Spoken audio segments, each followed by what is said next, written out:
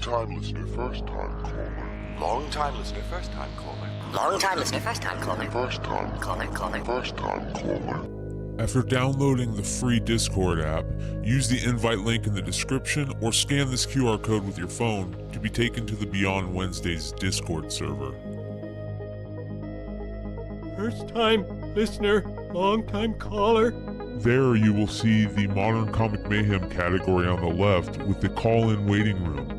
Join that call-in waiting room, set up your camera and your mic, and have your questions ready. Call me now!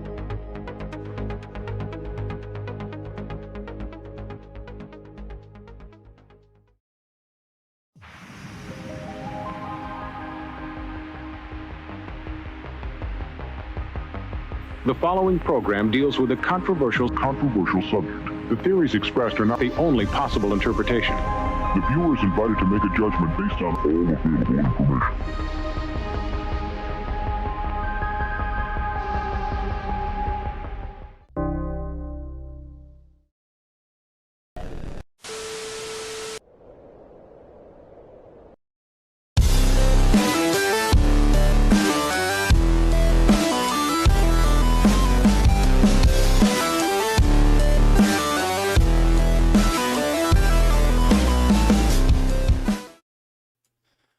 Told you guys, we try to be professional around here. What up, everybody? Welcome to another Saturday night, another Modern Comic Mayhem.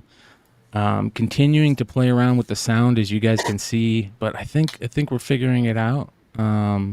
We'll get it working. Thumbs up if the sound is working now. I see everybody saying no sound, but it should be working now. Nate, James, what's going on, gents? Not much, man. Just come and hang out for a little bit. And I gotta bounce. I already told you I gotta bounce and take care of some website stuff, but I'll probably hop back on after. Yeah, hell yeah, brother. I'll hang out for a little bit before I do that, though. Yeah. Well, I want to say thanks to everybody that hung out during the pre-show sesh today. I think that's where we're taking this, so you guys can go pre-game with us. As you guys know, we enjoyed the pre-game, whether that's your favorite smoke, your favorite drink, your favorite whatever. Do what you want to do, but get nice and toasted before the show, because this show involves a lot of humor, a lot of making fun of ourselves, and the world famous drama alert report, which is going to be interesting tonight, you guys.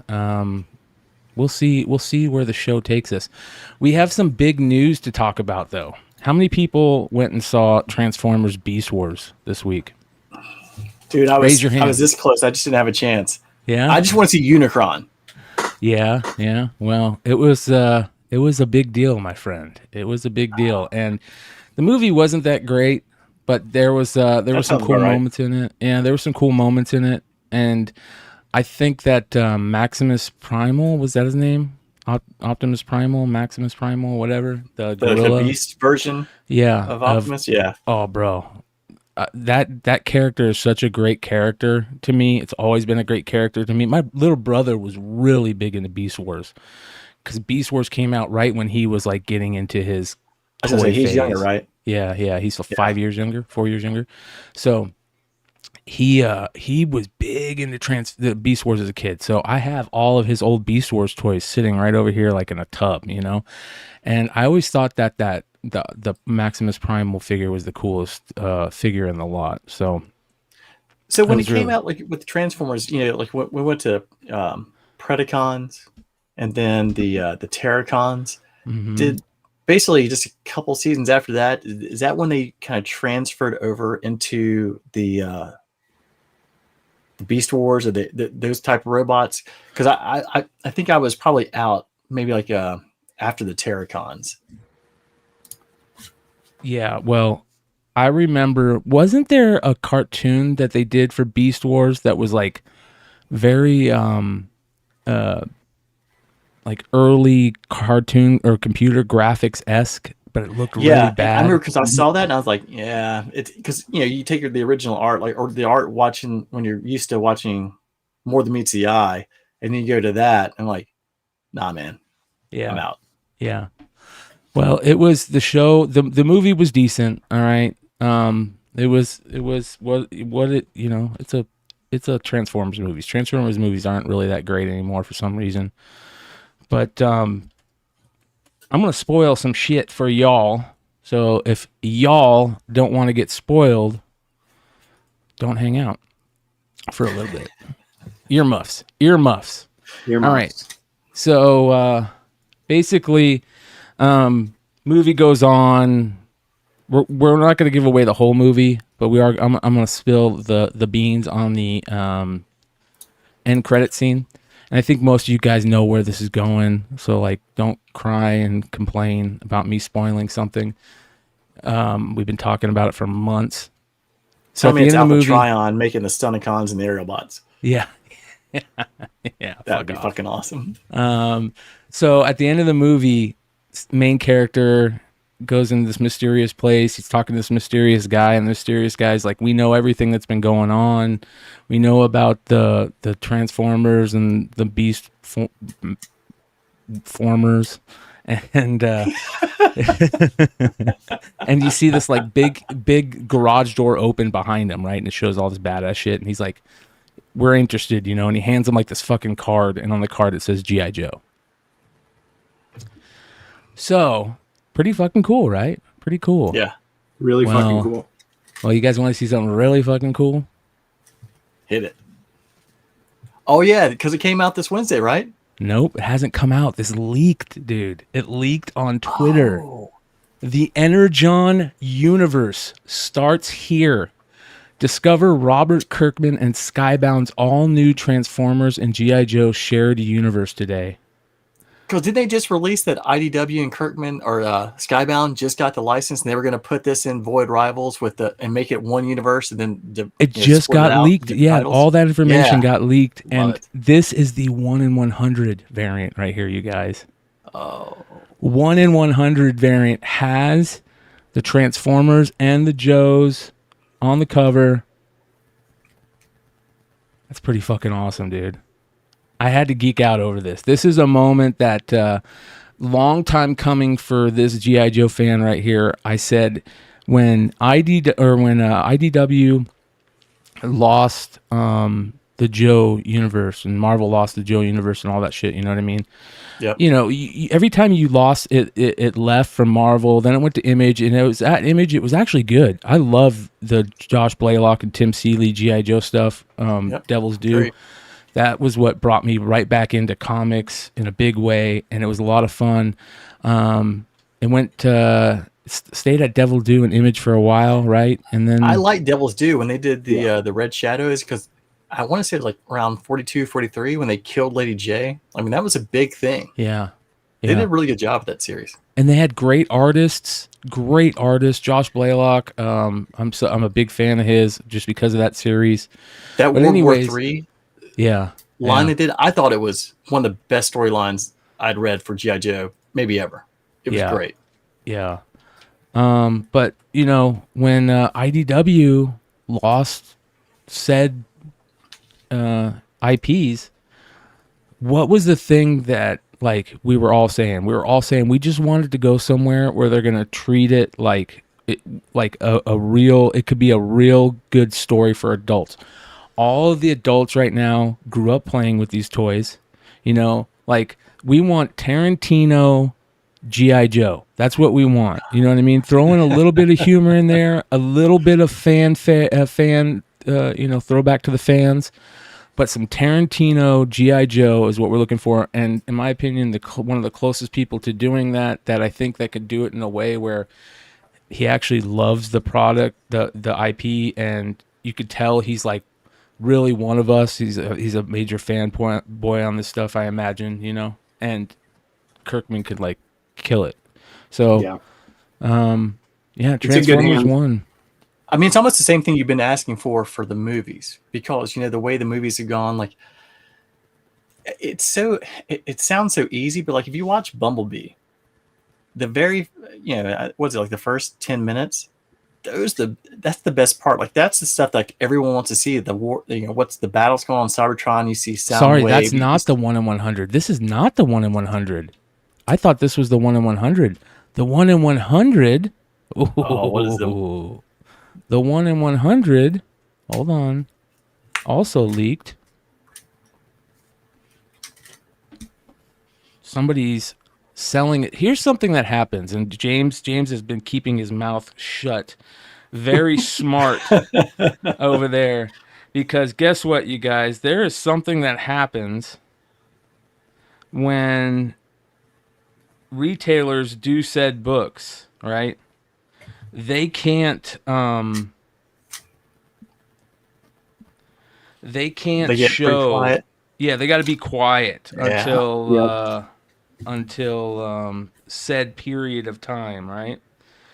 So that being said, they can't really talk about it, because if they do, not only do they go against their contract, but they go against their fellow retailers who are trying to, sell said books, and they screw it over for them too. But I'm just a collector, a fanboy like you guys, right? So I'm allowed to get. That's why I get away with this stuff, because I'm a real comics journalist over here, you guys. You guys all know that because of Comic Drama Alert. We're just the journalists, and this is. Hold on. This is the 1 in 100. Let me tell you something. If that's just a regular cover with Skyfire on there, I still call them Skyfire. That's fucking fantastic. There's your 1 in 100. And it looks. Who is that? Is that Skyfire? Is that who that is? Yeah. Because I still call him Skyfire just because, the original cartoon, the way, because he has the Skyfire look versus the Jetfire, the actually action figure. So, but it looks fantastic. That's the 1 in 100. So the other thing was a poster that got leaked. This is the 1 in 100. Let me go. I'm going to go check something real fast. I'll be right back. Oh, this guy. Wiki Fodder says that looks terrible. I don't think it looks terrible. I think it looks good. Yeah. I mean, it doesn't look amazing. I was hoping the other one was going to be the 1 in 100. I think I'm excited just that they're back, because I was wondering. I remember asking one of the guys who works at my store, have you heard anything about Transformers? Have you heard anything about G.I. Joe? What's going on with the IP? I was like, it can't be dormant this long. It's like someone's got to pick it up. But I am glad that it's Image Skybound, because I want Bryan, what you were just saying. We want the same thing. We all grew up around it. All we want is for it to be treated well. Brad Selden says that he saw a different. Yeah, he saw a different image. So this is interesting, you guys. We're getting live incoming stuff as we go through the show. This is a big deal for me, man. This is a big deal for me. I'm actually kind of excited about all this information that's just flying out of nowhere. I want to see what Brad's got. Yeah, so you guys can call in if you want to call in and let us know about anything. The Discord link is in the description below, and I think we'll be able to bring them people in to talk to us with the new sound setup. So, but yeah, if you guys have seen anything different, if there's different 1 in 100s, maybe this is. I mean, I don't think this is. I think this is a ratio, right? Says James, what do you got over there? 1 in 100. Hold on, James. You're on mute. Yeah. Sorry. I was just checking to see, because I got some posters from Diamond the other day. I was checking to see if I had that one. I didn't know. They didn't. It wasn't it. So we're getting news that this could be the 1 in 100, and then this says here. Poster, this is from a tweet from the Full Force podcast. Shout out to Full Force. Obviously, you know what they're all about with that type of name. For all your up-to-the-minute G.I. Joe and Action Force news. UK. Yeah. Look at that. I've got... I see them on YouTube. They're good. I may or may not have images of the 1 in 10, 1 in 25, 1 in 50. Let's see what else I've got. What does the 1 in 100 look like if you have images of it? I'd like to know. I don't. It's a redacted spoiler variant. Yeah, that's what I saw. Literally, you guys. The one you showed, because that's the only one I'm not seeing here. Literally, you guys. I'm getting all this info. Some of this information is coming to me right before the show. Literally as we're talking, people are sending me stuff. So if you guys want to send me anything, you guys know how to do it. You can get it through to me through Discord, IG, or in the live chat. Yeah, Brad, if you got a different image, send it our way. Let's check it out. Yeah. Liger Style says, just saw the movie 2, was better than expected. Nice soundtrack as well. Yeah, it wasn't bad. It was just a normal Transformers movie. Is this a Michael Bay movie though? I can't keep up with like if he's still doing Transformers or he's out, because that was the whole thing for a while. It was just all it was explosions, and they just continually got worse. Yeah. Chad Cave says nothing will compare to the '86 Transformers movie. Goddamn right. Yeah. Yeah. Pretty freaking cool, man. So Bleeding Cool leaks the news that it's connected to the Transformers and G.I. Joe world. And then we start seeing little leaks dropping. We all wanted to know if it was going to be on any of the covers. Started hearing rumors that it could be on the 1 in 100. And then obviously the redacted image on the 1 in 100 kind of made it all real. We just hadn't seen the cover yet, but supposedly, the funny part is I think that Skybound could do what Hasbro. Remember, they tried to make a unified universe. They tried to bring G.I. Joe, and they tried to bring Transformers and Mask, and not Robotech. It wasn't Voltron. I know there are a couple. There's one robot. I never was GoBots? big on, but not GoBots, but ROM. ROM, yes. They were trying to bring everything in one universe, and they just it's like they tried to, but didn't try that hard, and just kind of fell apart. Where the movies and Skybound, like if they really want to, it's there. All you have to do is just kind of just get a good storyline. I mean, that's the thing. I think that everyone wants it, and I think it might have been when Joe was here, and I think he and Yi and I were talking. And I told him, I was like, there's one issue I think that's really undervalued right now, and it has been for a long time. And to get a clean version, at some point it's going to blow up, and that's the first G.I. Joe Transformers limited series, the 1 of 4, back in 1984. Did that come out before the regular series? No, it came out afterwards. Okay. Yeah. Okay. But so it probably wasn't 84. It's probably like 86. It was before the movie, but I was like, that limited run of 1 of 4, that number 1, which I think is Bumblebee and it's a white background. I was like, I think like stuff like that. I was like, getting a clean one of that. I'm like, because I would pick them up at back issue sales, for $2, $4. I was like, just pick them up as many as you can, because eventually they're going to do this, and if they do it right, it'll pop. Well, I want to put a call out there, you guys. Call out to the community.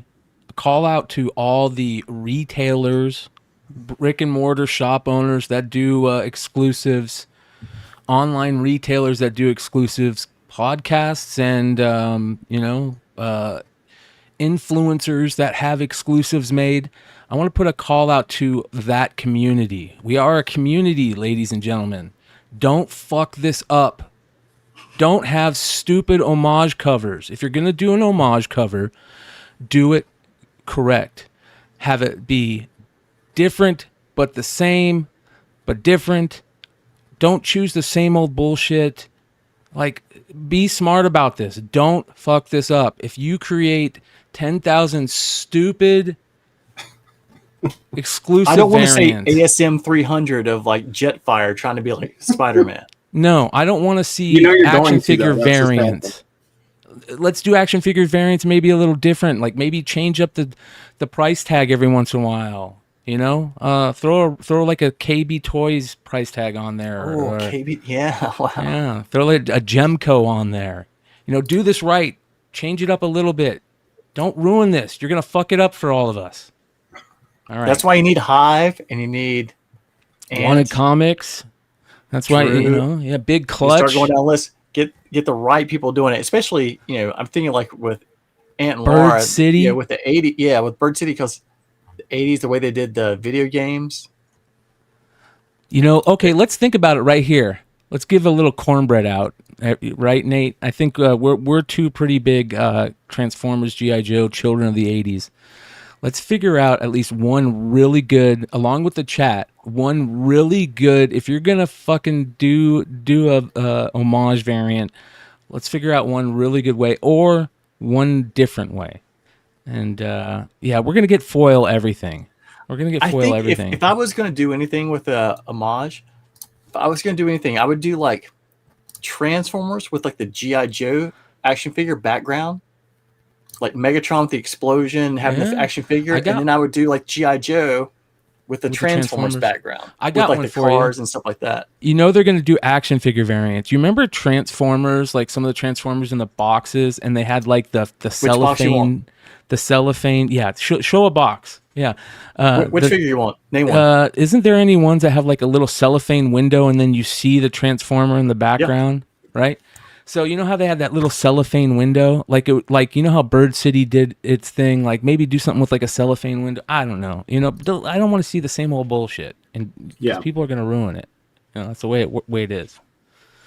So I like how James is still silent over there, keeping the stone face, just like I know. Well, and unfortunately, I gotta dip because I gotta take care of this merch website launch for my tattoo shop. He's got to go put in for his issue 3 and 4 variant order. No, man, I missed out on issue 1. I don't know about jumping in late, but maybe we'll see. Yeah. Well, what you got coming up, man? You're going to Heroes, getting ready for Heroes. Heroes. Yeah, doing Heroes next weekend. We just had, I think Jonathan's prepping to drop a bunch of stuff on the website over the weekend because we had a bunch of CGC stuff come back, a bunch of signed books. That we've got extras of, and then I had a buddy of mine picked up a bunch of the Diamond Retail Summit exclusives from that, and I'll be getting those. I should have those up on the website tomorrow. And then as far as releases on Wednesday, us and Bird City should be dropping some pretty big news, bringing a brand new artist into the industry. We've been known for doing some pretty good stuff with that, so excited to show that to everybody. But I'll come on the show on Wednesday and we'll talk about it. Sounds good. Sounds like a plan. All right, brother. I might come back on again later if you guys are on late. Well, hey, that's how this channel works. Everybody's got the link.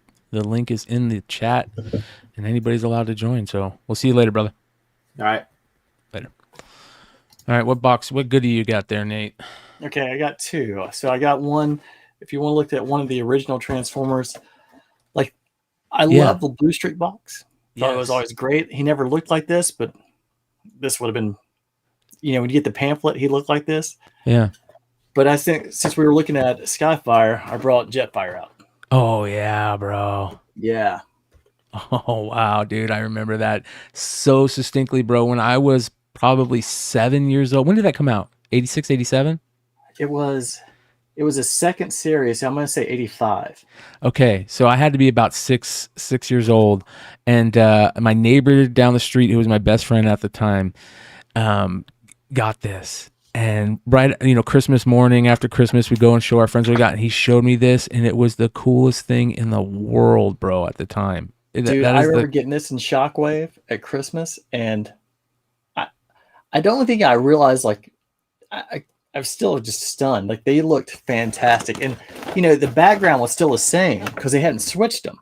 Yeah. And it was so much bigger. And you could see, it was just so weird because, like, Optimus looked like, his eyes were squinty, and then Starscream over here looked a little different. Like, everyone just looked different, but it was still just awesome. Yeah, it was dude. Fantastic. Yeah. I couldn't agree more, man. So there's your play on your first action figure variants. That's going to happen. And I don't know. Like, if you imagine the G.I. Joe snake or the Cobra snake or something like that. Yeah. Well, I got one for you. You remember on the backs of those, didn't they have those little things that came in there, and you would hold it up to the back of the box and it would show you the red infrared? And the infrared. You, how strong and smart and everything was. Yeah. I would have been like, smart, strength, everything would have been the very bottom. So ones and twos. So we're gonna get some plays off the infrared stuff, I imagine. Yeah.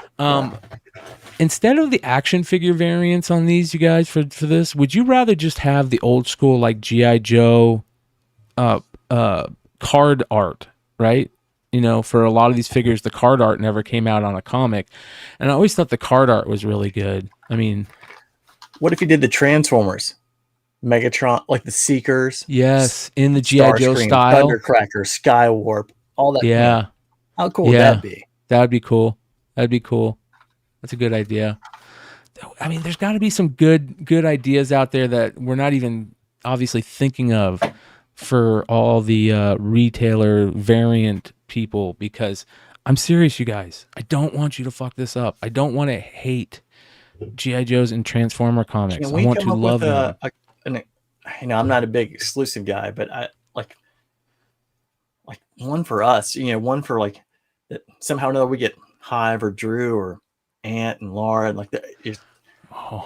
And then get like everyone's feedback who's in the chat and the other shows, like what do people want? Like what I would figure, love what to character have, do they want? I would How love to awesome have would that be? a Beyond Wednesdays G.I. Joe. That'd be cool. Man, that'd be cool. Speaking of that, we got some really cool G.I. Joe news from Haslab, right? Haslab dropped some very, very interesting information. Let me find this here.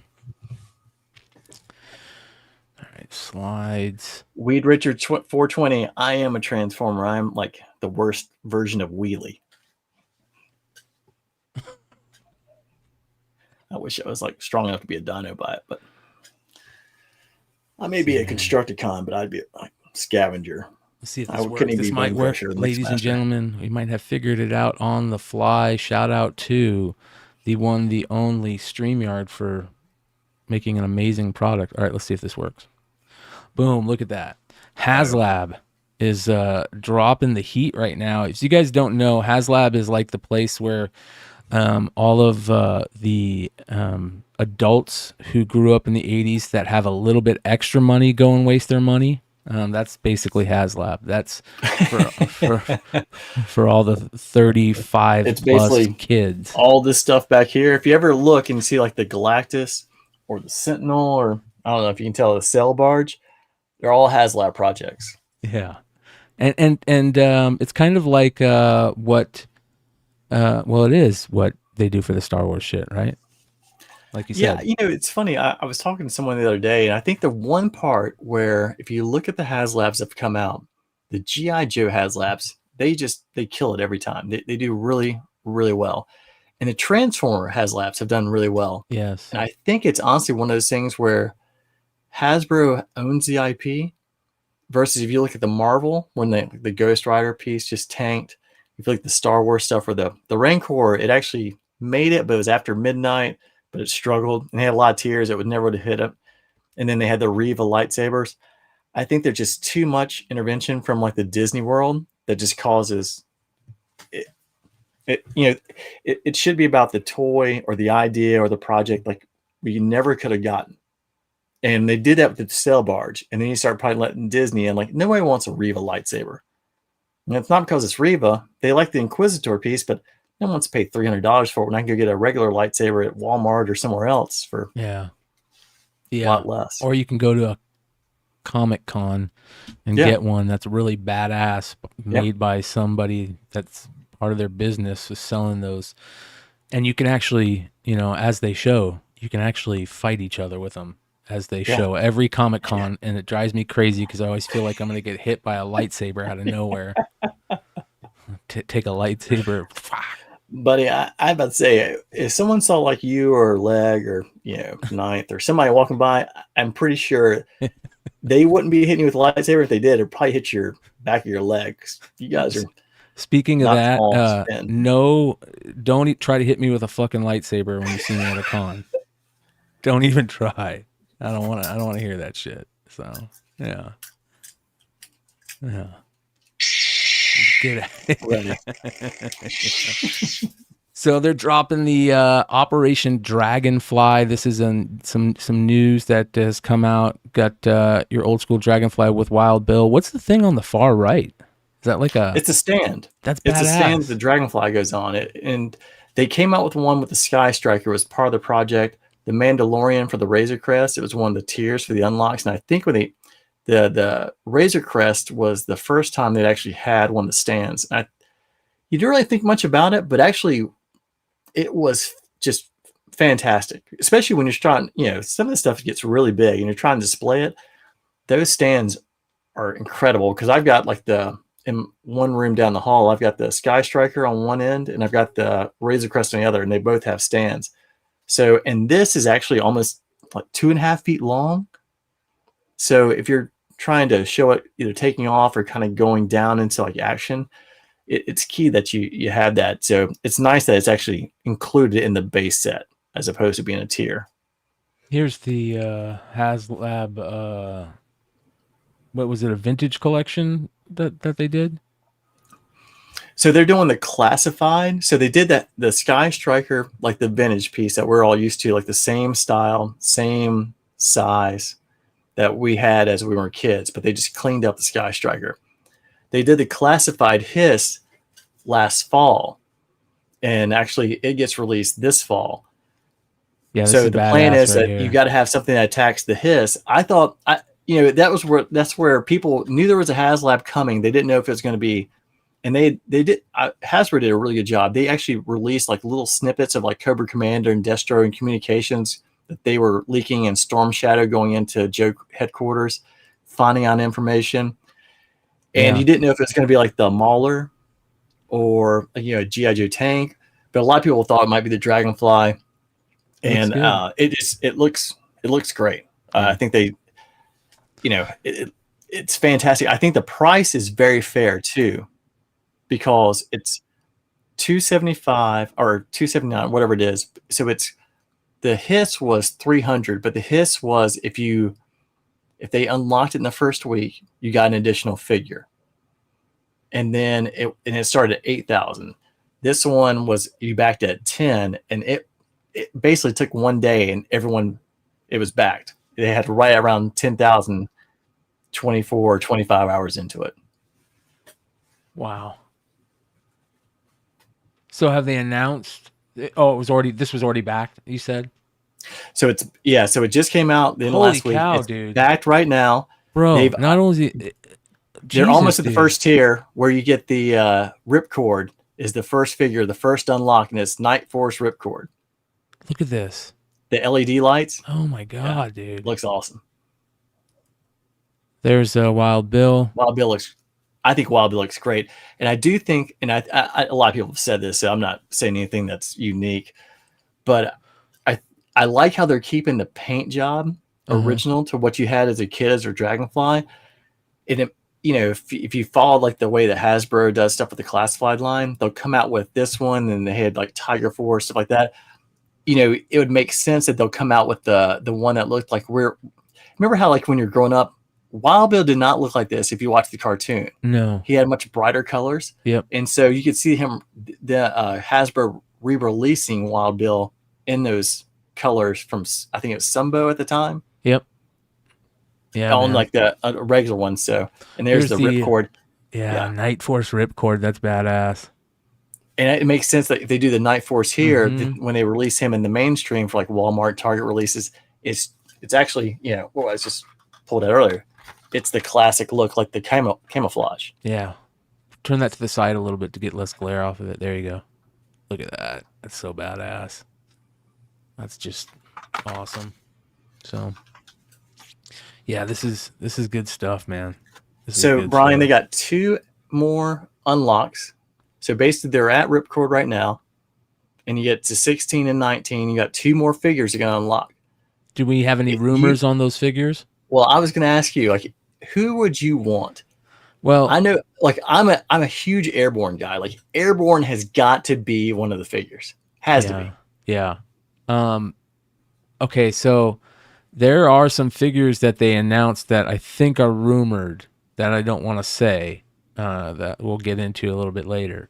But I think, I don't know, man. I don't know who else they could throw on there as a maybe like a gunner character. Who would be a gunner character? I mean, could you put a gunner on that one side? I think you can kind of go different ways. Yeah. I think you go like I think Airborne has to be the second unlock. Yeah. Now, whether or not they do like a traditional Airborne, which that's what I've been waiting for a long time. I think if you're going to do the traditional Wild Bill, you should do the traditional Airborne. Yeah. Just like the old box. Because Airborne and Wild Bill were on the box together. Yep. And then you could do a Night Force release of him, even though he wasn't on the team, if you want to on the mainstream. I think that with the other ones, I think there's a lot of ways you could go. Because Scarlet, you could probably make Scarlet if you wanted to, like a certain version of Scarlet. What I Come on, know. Chad. What is Airborne's like call? Do they have a call? Because I know like what is it? Isn't the Marines that go hoorah? What is Airborne? I just remember Airborne. The reason I liked him so much when we were growing up is because he was the one who had the psychic powers. Because like he and Flash, yeah. And then they were going to Easter Island, and and then they kidnapped Airborne's brother with all the other like the telekinetic stuff like that. Yeah. Oh yeah, Edwin Talltree. Cool. I love that guy. Yeah, little known fact that Airborne from G.I. Joe was based on Chad Cave. No. But you could do Scarlet if you wanted to. You could do like Scarlet. You start getting out of like the into later runs like Crazy Legs. I honestly think Crazy like Legs that would be cool because he was a Night Force figure too. Yeah. You could also do like Sky Patrol. I remember how the Sky Patrol, the silver Sky Patrols, yeah. And you could have like some great parachutes coming out with those guys. Yeah.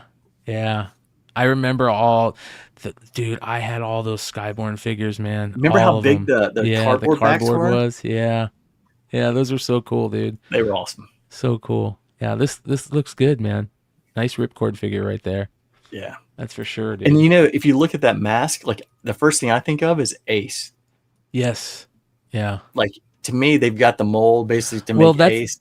They did that for the Sky Striker figure. They put Ace, and what was the other figure that they put in? Oh, they put they put the guy who was on the package that was never made. Yeah. And then they did a Ripcord Night Force, who was one of the tiers. They did 2 Cobra figures, and they did Cobra Commander. And just like with the Hiss, the classified, the last tier unlock was the Mickey Mouse classified to the 6-inch on the retro card bag. So I think they'll get enough backers because with the Hiss, you had I think around 28,000 people who backed it. Same with the Sky Striker. The third tier for this is 19,000. They'll get more than that. So to me, they've got something probably back, something in their back pocket where maybe it's a retro card of like, I don't know, I'm just going to throw something out like Grand Slam or Hawk from like back in the day. And it's like a retro card like on the classified line. I have no idea, or Stalker with the jetpack, from the back in the day. But that would be really cool. Well, did you hear the rumors of the new waves that are supposed to be coming out for G.I. Joe Classified and all that stuff? No. So there is an official listing from Hasbro that I guess indicates that there's some characters coming out.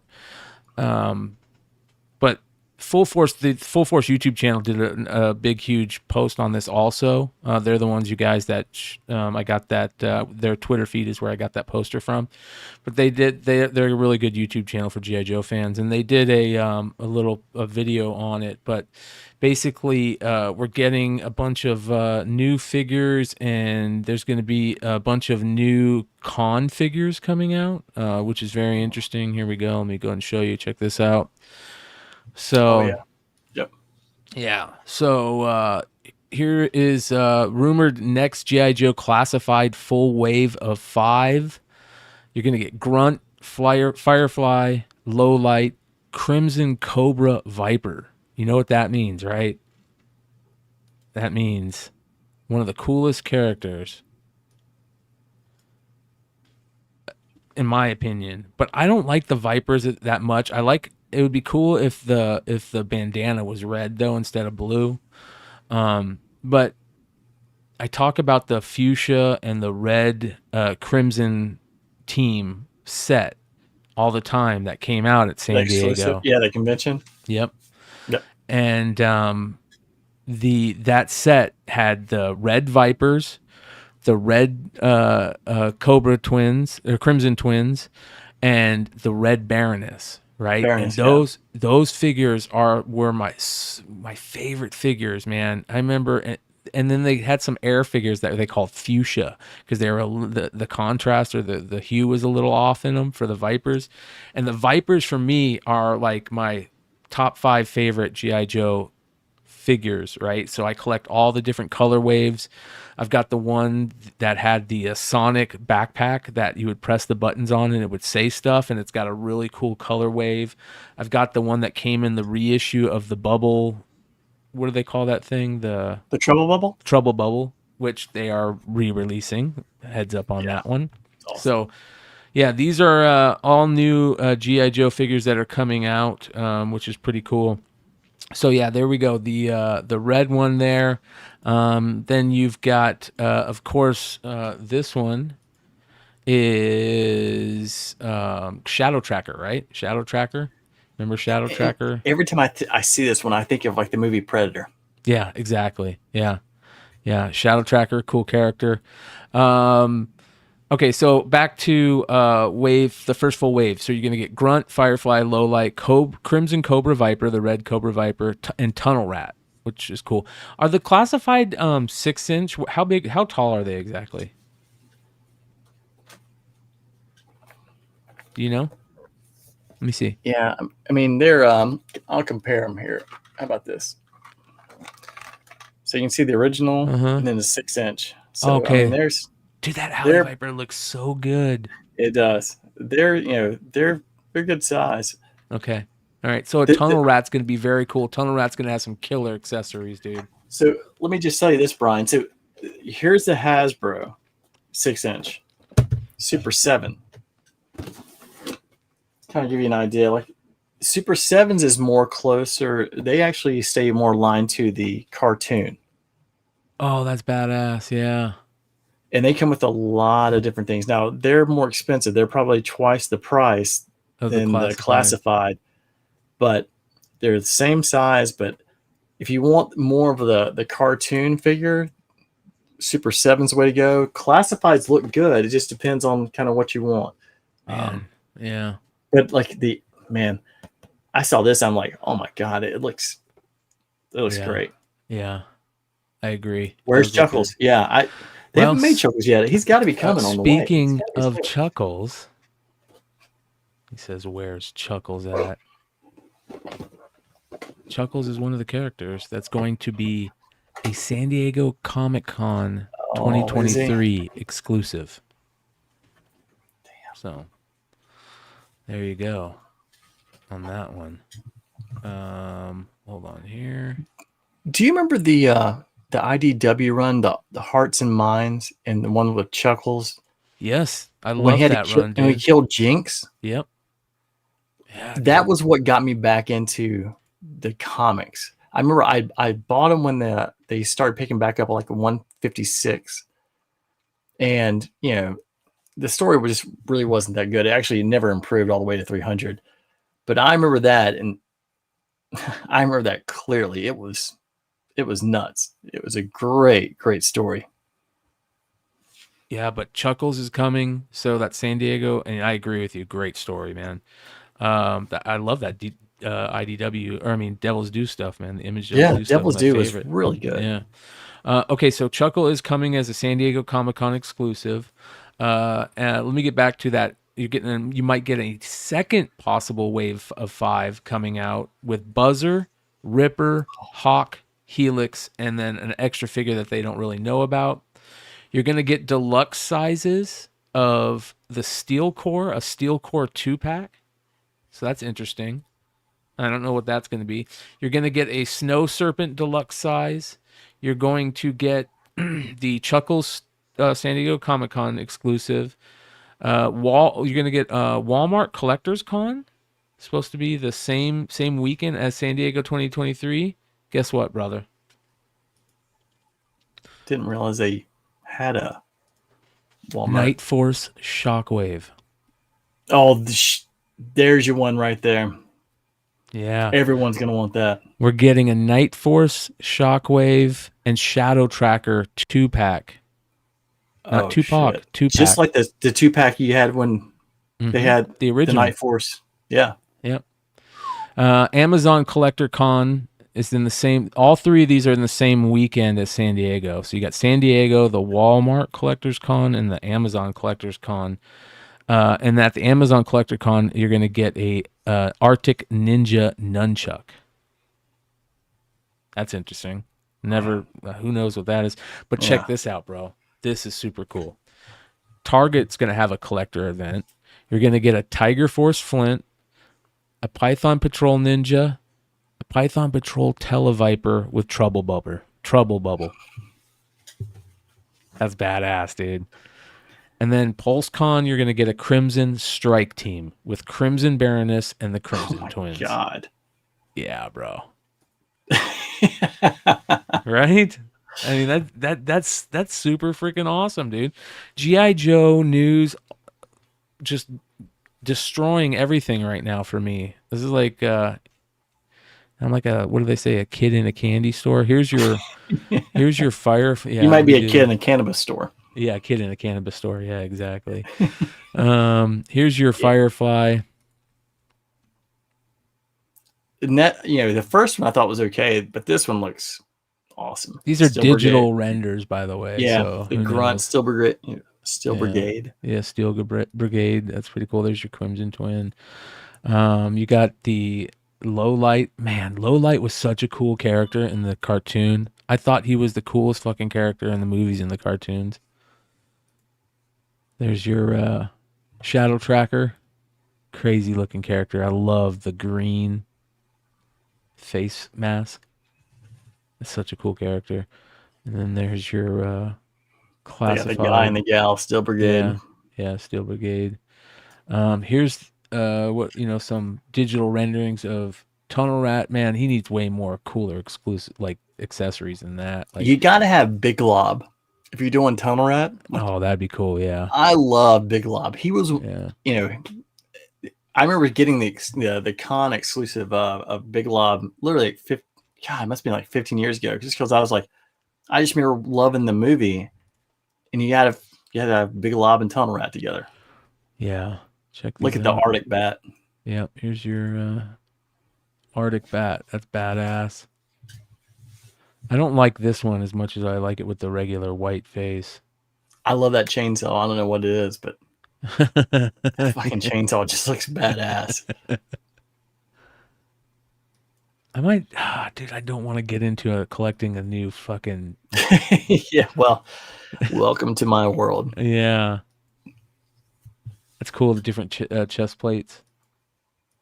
I really like the way they did the Arctic Bat, because you come out with the bat, and then you came out with the Python Patrol, and then the Crimson Bat.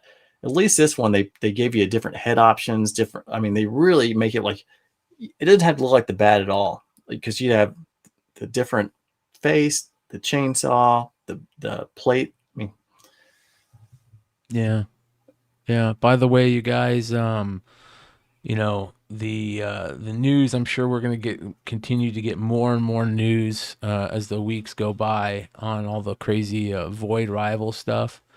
But it sounds like that was the 1 in 100 that I was showing you by Daniel Johnson.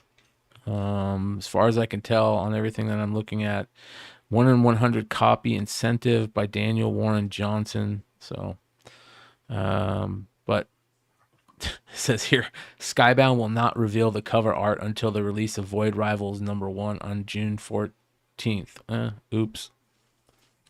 Oopsies. Hey, I'm a lover of the product. Don't come after me. I'm all about it. We rep G.I. Joe here hardcore.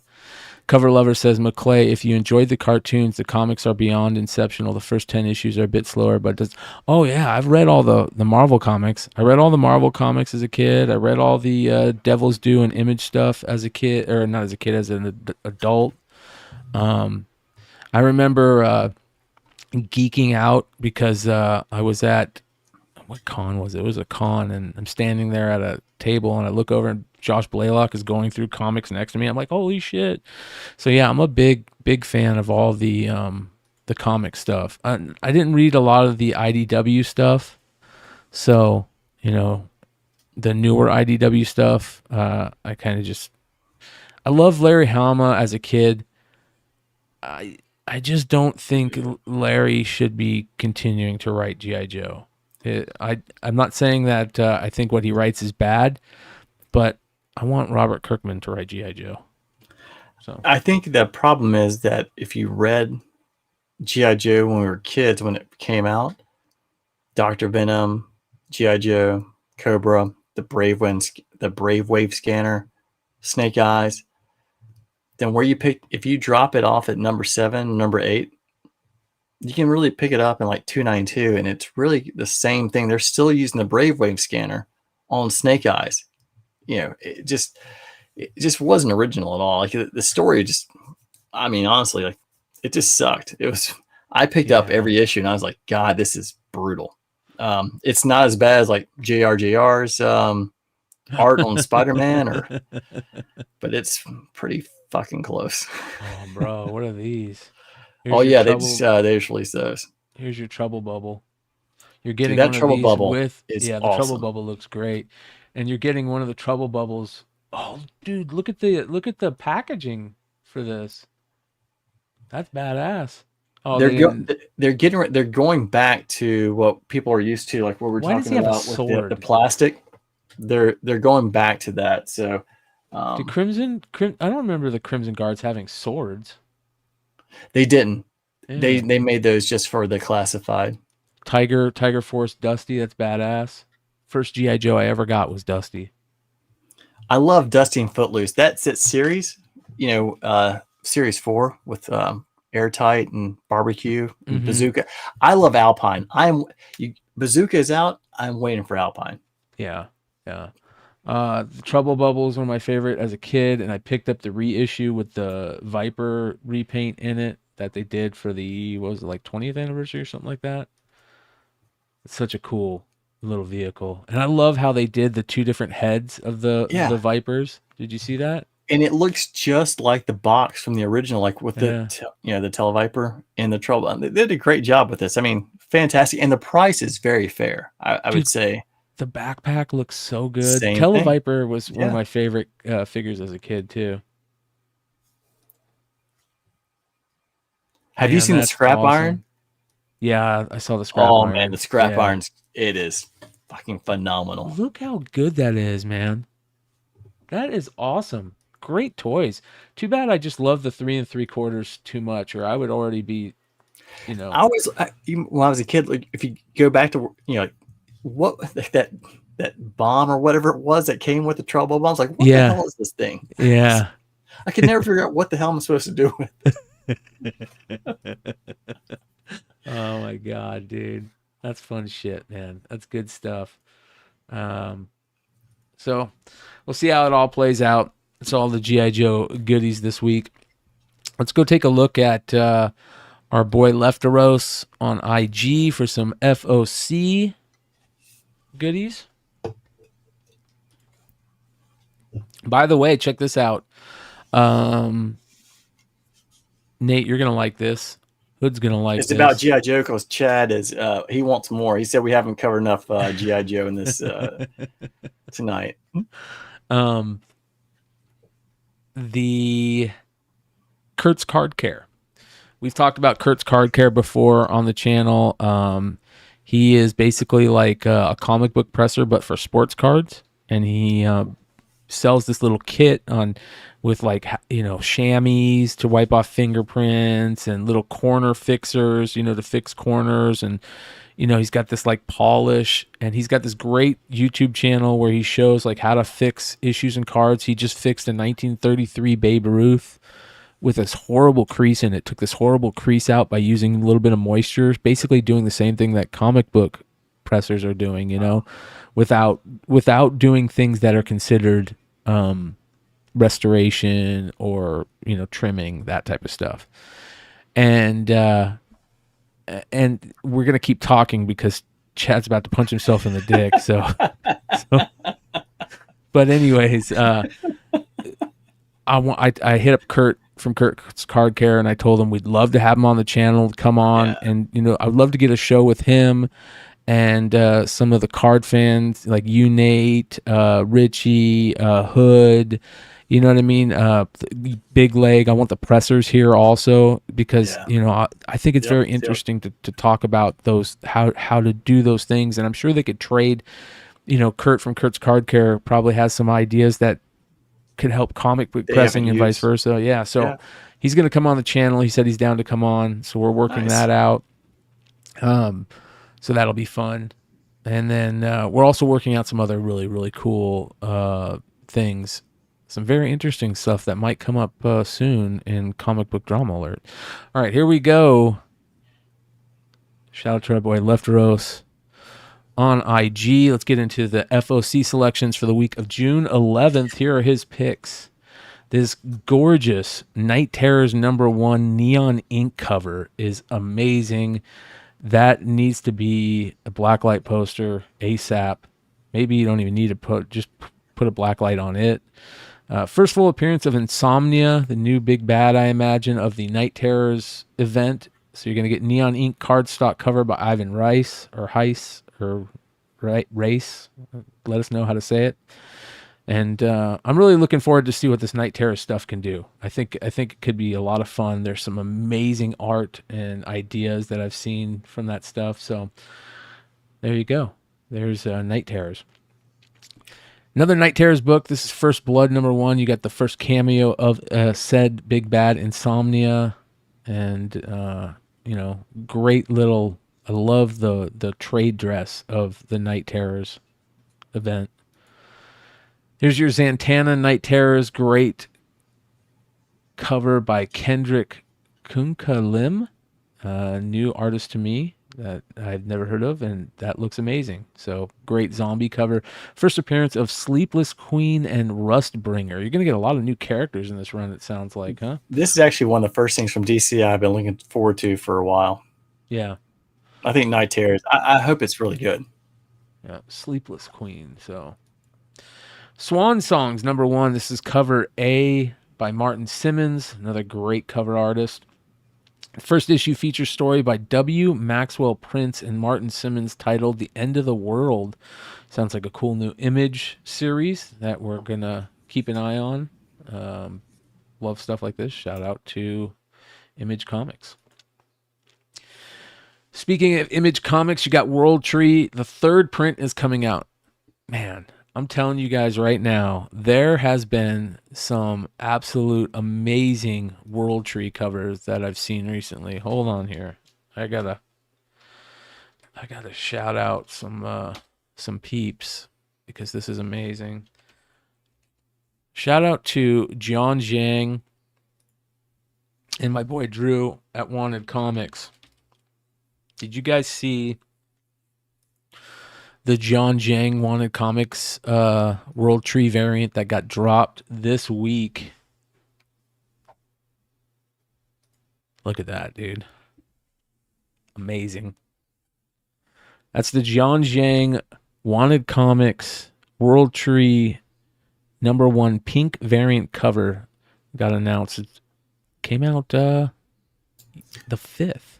Drew's covers are always incredible. Well, everything he hits. Guess what? Dallas Comics. This was the Ball of the Bride of the Ball. Oh yeah. Yeah. Don't want the bride to have balls, but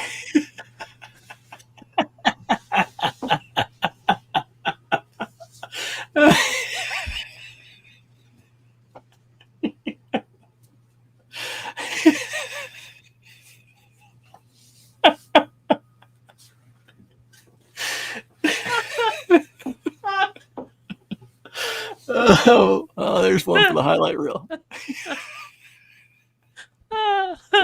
oh my god! I hope Drew's watching. That was terrible, dude.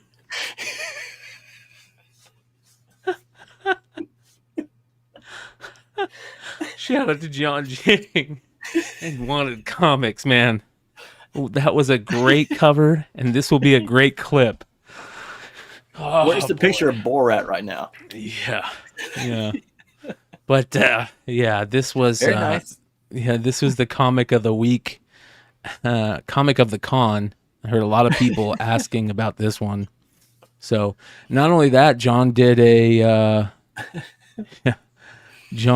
Blade cover for Wanted Comics. That's pretty interesting too. So definitely check that out. Also, you guys, don't worry, you guys. It doesn't stop there. Our friends Bird City. Look at that, dude.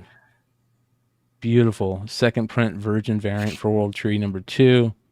So a lot of great stuff coming out World Tree wise. I mean, this, for some reason, this series is like the series that people are kind of falling in love with right now. And I can see why. It's a very, very cool, I guess, a look to it. Here's the only thing, though. Somebody in the chat last week, I think, said that the main character looks too much like the chick from D'Antwood, I guess it's called, and that just totally there we go. Jeffrey just said it. She reminds me of Yolanda from D'Antwood. I don't know how you fucking say that shit, but that chick, I remember first seeing them for the first time, and their music was actually pretty good, and then I found out they're like super like cultish and crazy. Anyways, congratulations on everybody that has her in their head every time they read this comic. All right, here we go. Edge of Spider-Verse #2. This is the second print cover by David Yarden, debut of multiple new Spider-Verse characters. So I'm sure everybody's going to be over this one.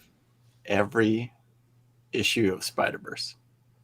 Yeah, exactly. Yeah. Yep. Unfortunately,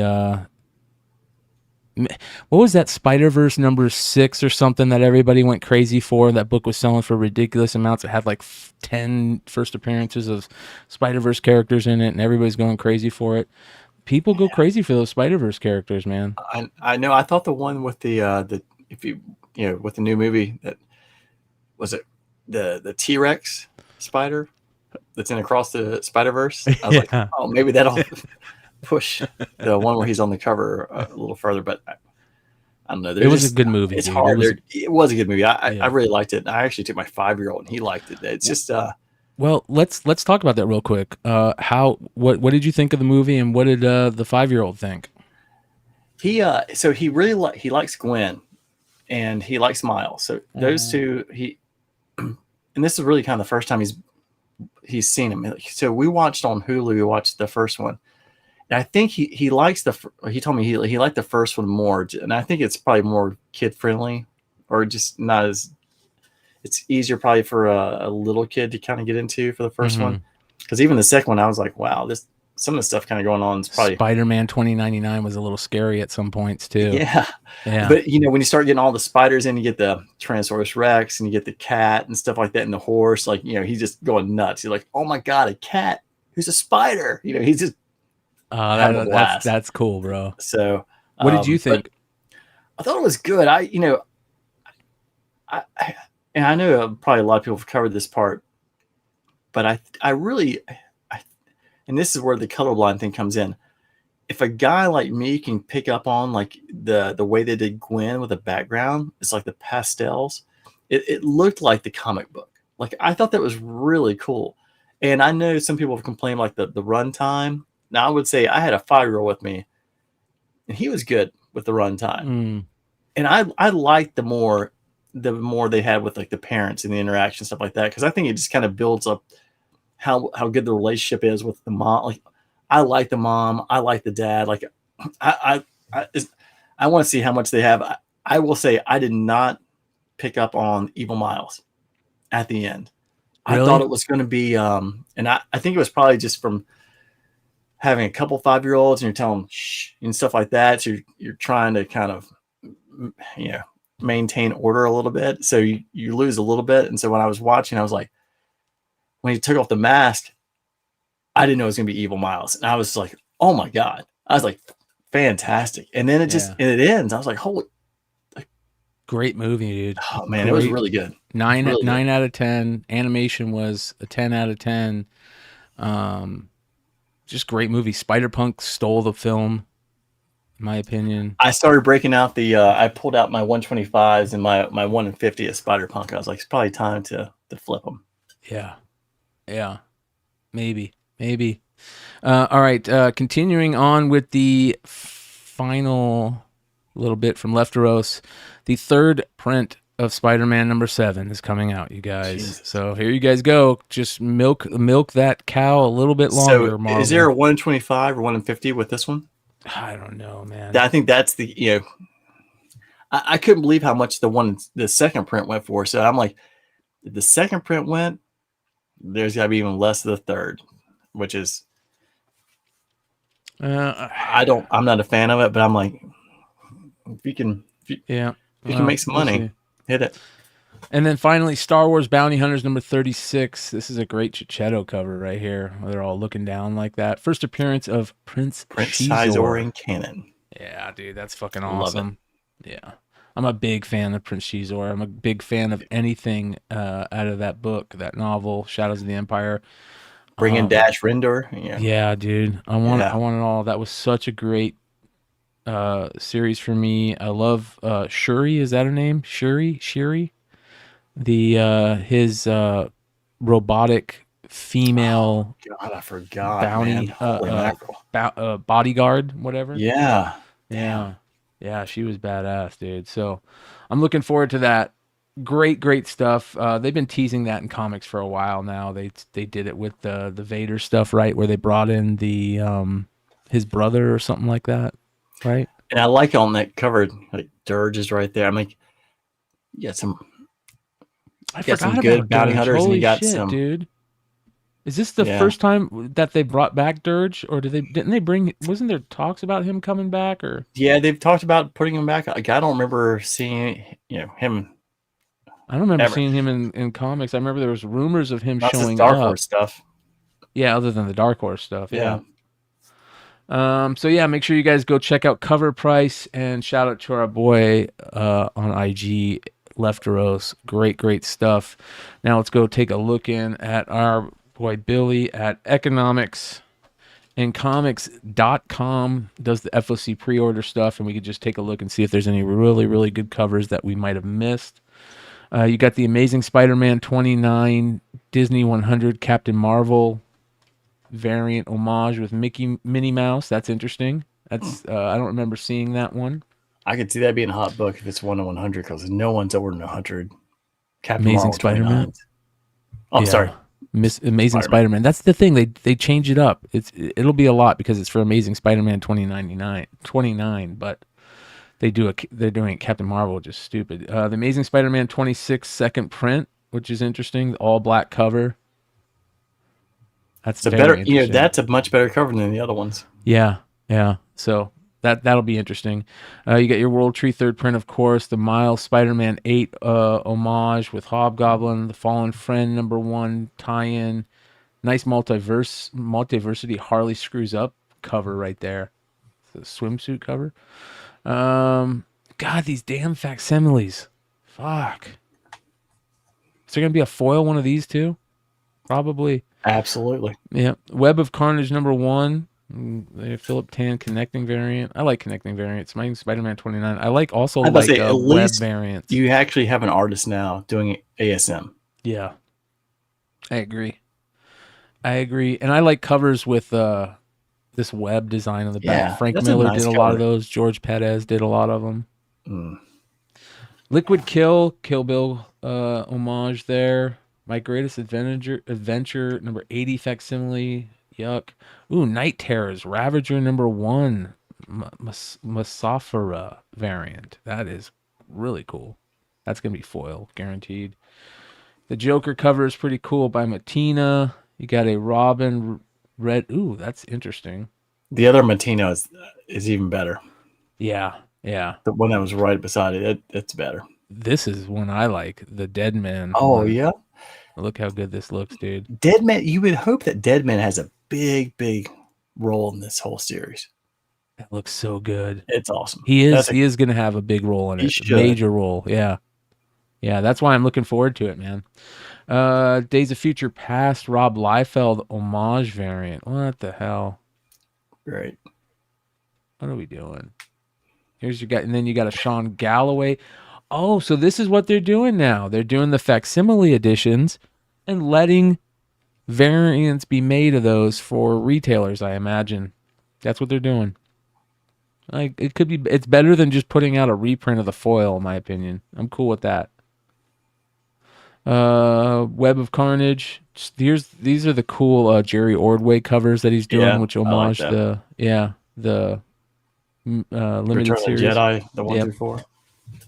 Really cool. That's the Darth Vader 36 one. Scarlet Witch variant. That's a crazy Red Goblin cover right there. I feel like there's something with the Red Goblin. If they do it right, they could really, kind of like you're talking about Hallows Eve. Like, there are a couple of characters if they wanted to, they could probably really do well with. If they that write cover them the correct is way. Wicked. Yeah. That's wicked right there, man. Who is this? Man, that is nice. It's a good cover. Is that Bjorn Barons? Might be Bjorn Barons. Fallen Friend number 1, Alfona variant. That's interesting. You got the Hellfire Gala variant, a nice Spawn cover. It's cover B, 343.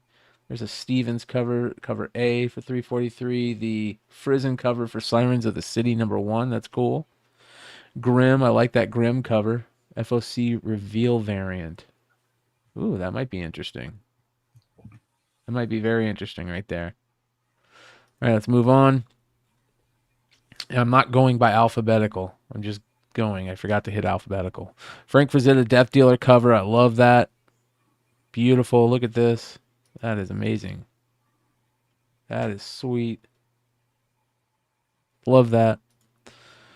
All right.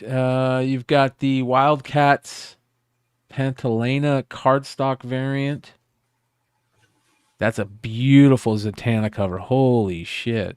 Look at this. Dustin Nguyen. Is he holding her head? That is amazing, dude. Holy cow, that is awesome. That's great shit. That's good shit right there. I'm all about that. Night Terror's First Blood one-shot blank. That's cool. I like that, too. It's going to be a good little event, I imagine. I hope so. Jay Lee, cool Batman and Deadman cover. Draculina. Pride, DC Pride. Second printing of the Souza Micah cover. Gargoyles Dark Ages. That's Disney Villains Maleficent number 3, cover 0 by J. Scott Campbell. It's pretty dope. Mm-hmm. That's pretty cool. IDW Usagi covers. Those are probably going to be good. These have been really shitty covers lately. The Street Fighter Ninja Turtles one. You think that they'd be really good. A Star Trek Day of Blood. There's for all your nerds out there. And Nanu. Yeah. Nerds. X-Force number 42. That's a crazy cover right there. That is very interesting. Let's take a deeper look at that one. I'm ready for the new X-Men event. Yeah. I'm ready for the Night Terrors piece from DC, and I'm losing. I can't remember the X-Men event, but I'm ready for everything to kind of start coming through. Yeah, the Sins of Sinister stuff is kind of cheesy to me right now. It's not as good as I thought it was going to be. That's what I'm catching up on. Darth Vader Luciano Vecchio variant. That's pretty cool. Get the Sprouse Return of the Jedi. Got the Darth Afro. That's interesting. Look at this. Mm-hmm. What is this? Dude, look at, there's 36s. All those are great covers. With the murder droids in the back. Darth Vader's got a shield. What the hell? Death by Droid. Have you been paying attention to the new evil droids stuff that's coming out? No, huh? So they're doing this series about evil droids, and I forget who it's written by. It's a really badass writer. I just can't remember who right now. But the droids get this like disease which makes them evil, and it turns their eyes purple. And it's out right now? Yeah, I think it's just dropping. Okay. Or maybe it hasn't dropped yet. But there's a C-3PO cover where it's C-3PO. It's the JTC action figure variant, but it's C-3PO with purple eyes. Really? Yeah. So they're doing this whole storyline where C-3PO gets the disease and becomes evil. And I read an article, I forget which site, might have been Bleeding Cool, might have been somewhere else. I read an article where they talked about how it's they're going to tell a story where C-3PO gets the disease and he, doesn't listen to like Luke's commands and shit. And then R2's got to come and save them and stuff, that type of shit. What up, Yee? Hey, how's it going?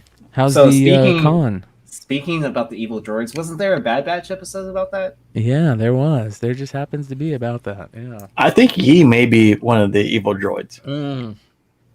My internet connection right now is but con is great. I'm having a blast. Like I had the craziest lunch today. So I met up with Dinesh. I saw your text.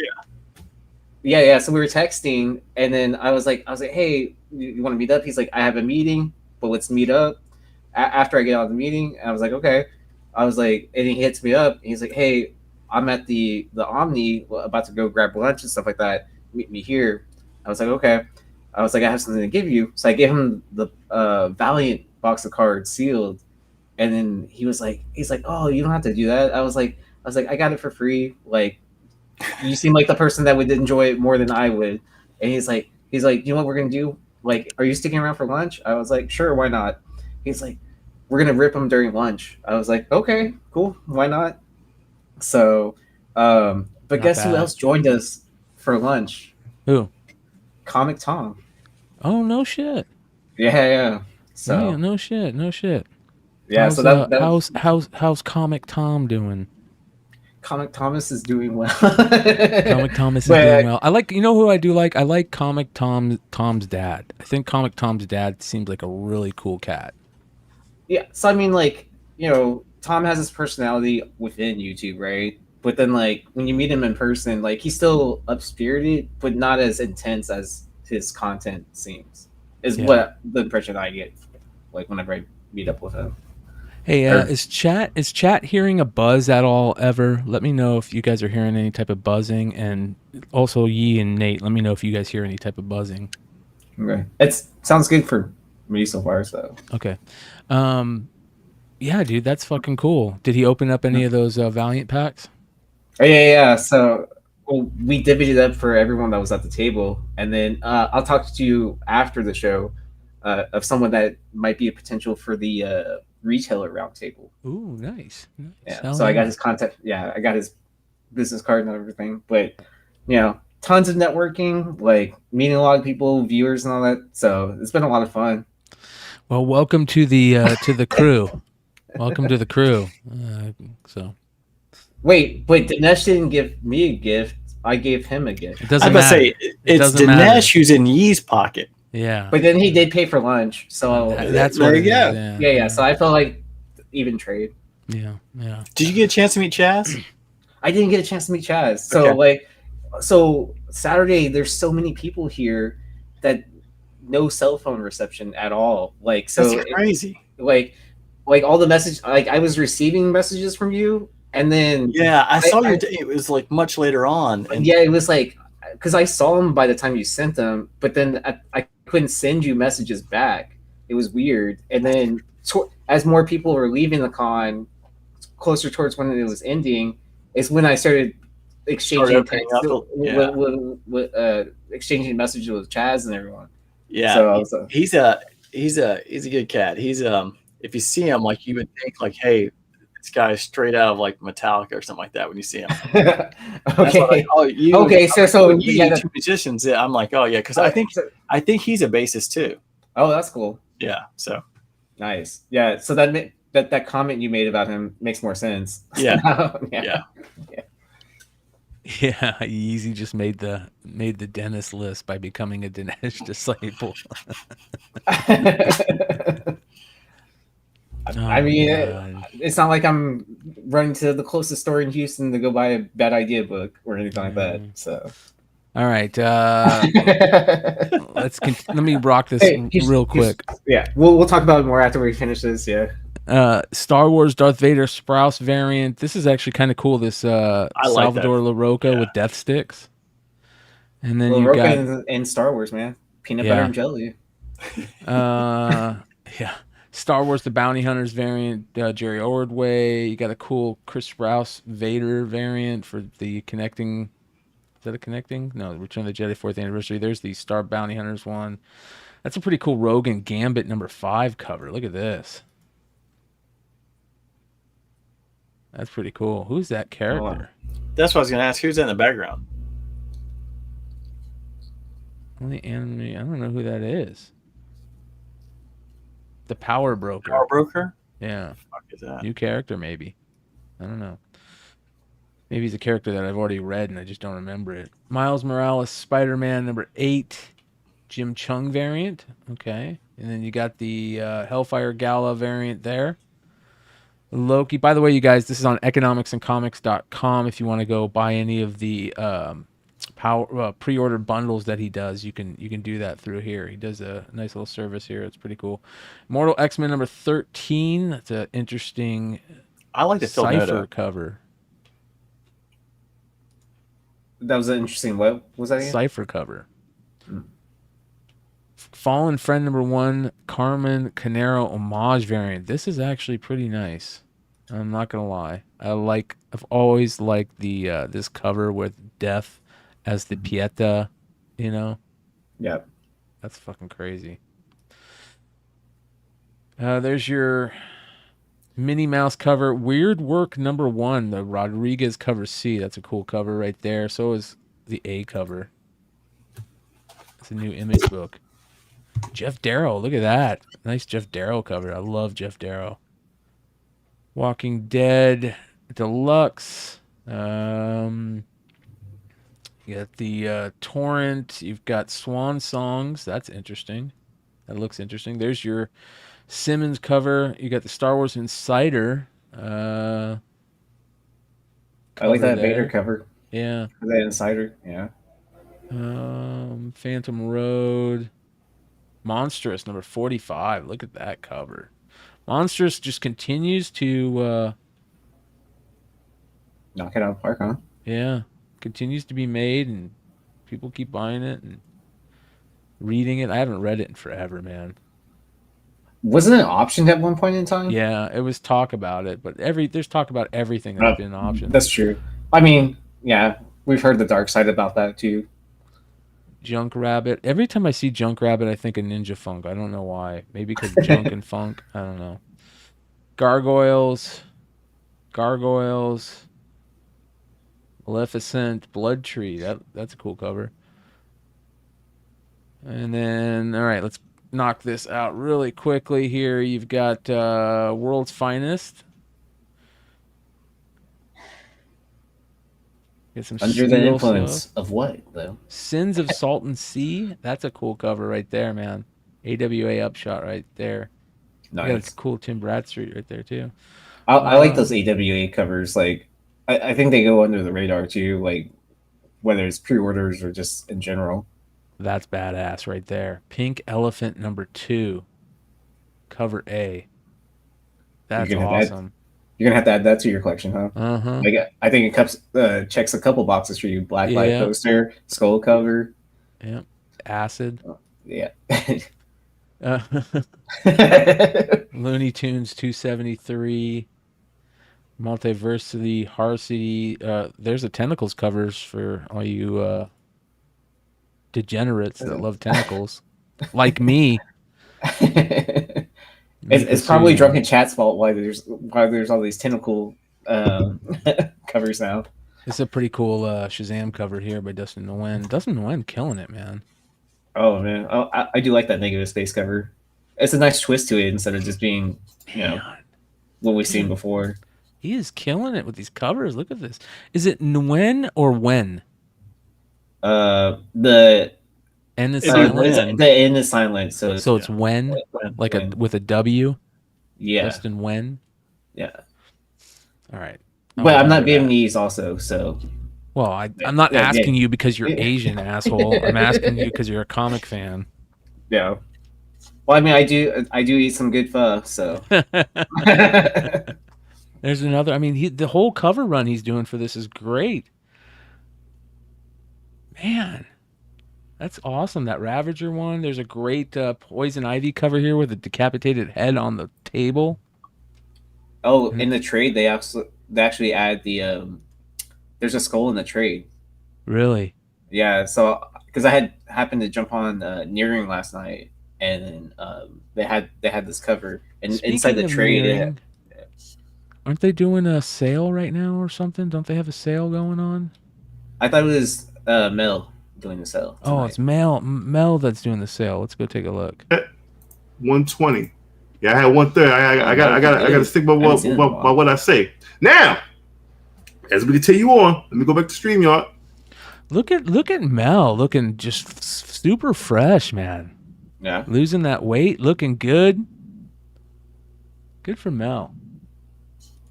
Now, Mel, damn. Can you guys hear that? I fucking missed out on some spider points. The audience did it. Yeah, the audience can hear it. That's because I got the Maria Wolf. Audience can the audience? And I got the cover A. They should. I got both for 20. Got both. So I'm a K20. K20. Let me see if I can get to come through. Looks like 30, but it's not. But it's K20. So if you want the Maria Wolf and the cover A, they're both about $10 books. So that's pretty standard. Brian. You got 20, 28. Oh, my man. I thought the same thing too. He's like my height. Yeah, I was like, wait a minute. I was just expecting because perspective wise, he looks like a much bigger person on YouTube, like taller. And then his personality too. Yeah, very much. Yeah. Great guy. All right, we're almost done here. The Night Terrors Poison Ivy McKelvey cover is interesting too. I like that. Right there. And then, thank you, sir. We've got the Night Terrors Poison Ivy by Dustin Wen right here. That's amazing. The Joker one that's amazing. Man. Oh, so these are those alt stories of the characters' worst nightmares, huh? Yeah. Look how good these covers are. Holy shit, I can't believe how good these are. Yeah, we were just talking about this. It feels like this is the best thing or most anticipated thing from DC in quite a while.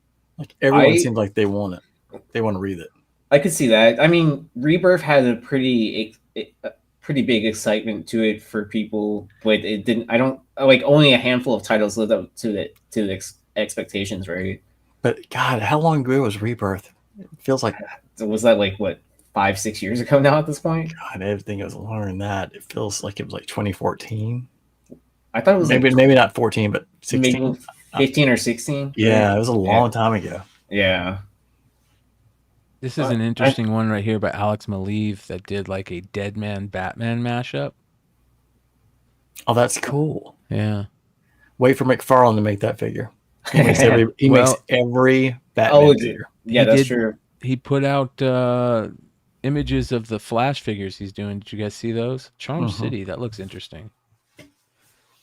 All right. Final page on the FOC Economics and Comics.com bundle page. Batman Incorporated, Batman Adventures continue. That's interesting. Adventures of Superman, John Kent, #5. That's an interesting cover. And Draculina. So that is FOC for June 10th. All right. So how was the con, Easy? What was Dallas Comic Con like? Where did he go? Did he go smoke? No, wait, hold on. You're on mute, brother. Oh, so Fan Expo Dallas has been fun so far. The first day, you could actually go around digging for stuff, and then the second day has been a madhouse of people. Like, I was like, I got everything I needed to take care of in the morning, like early in the morning, and then I went back to my hotel to drop off stuff, And then as I was walking back in, I was like, do I really even want to go back in? And then that's when I met up with Dinesh and all them. And then did you go to the Diamond, the retail summit? I didn't. Like, okay. I'm swamped at work. I was finishing a bunch of projects throughout this week, so I could take off Friday and then head up here. Did we hear if there was any cool things released at the retailer summit? I haven't heard about it. And then, like, I even I met up with Garrett Gunn to see if he was there, because I had ran into him back in October for that Diamond Retailer Summit, and then he was like, "Oh, we didn't even go." I was like, "Oh, that's strange." That source Chaz went, but he sent me a picture of something he picked up, but like it didn't seem like there was a lot. I could be completely off, but it didn't feel like there was tons. Yeah, because usually what happens at those summits, like first day is just like a meetup, a general like networking or whatever, and then the second day is like when they have like I don't want to say classes, but seminars, and then they feed you throughout the day, and then in the afternoon is when they have like a kind of like almost like a mock kind of con setup where each of the publishers have tables and you just go around like picking up whatever exclusives they're doing there for the retailer summit or samples and all that. But yeah, I mean, it didn't sound like there was a lot happening for that, but I could be completely wrong. I was going to see if there was anything there. Let me take a look here. I was still chilling. I know he's located in Dallas because I met up with him on the first day. He says, I heard there wasn't a ton of summit. Like they gave out 2 ratios and something is killing the children. Thank you variant. Oh, pickups. I do have more pickups for the day, so I can show that whenever it's that time. Well, I got some interesting stuff today for Drama Alert, I believe. I think I do. Hold on here. Let me see. I think I can.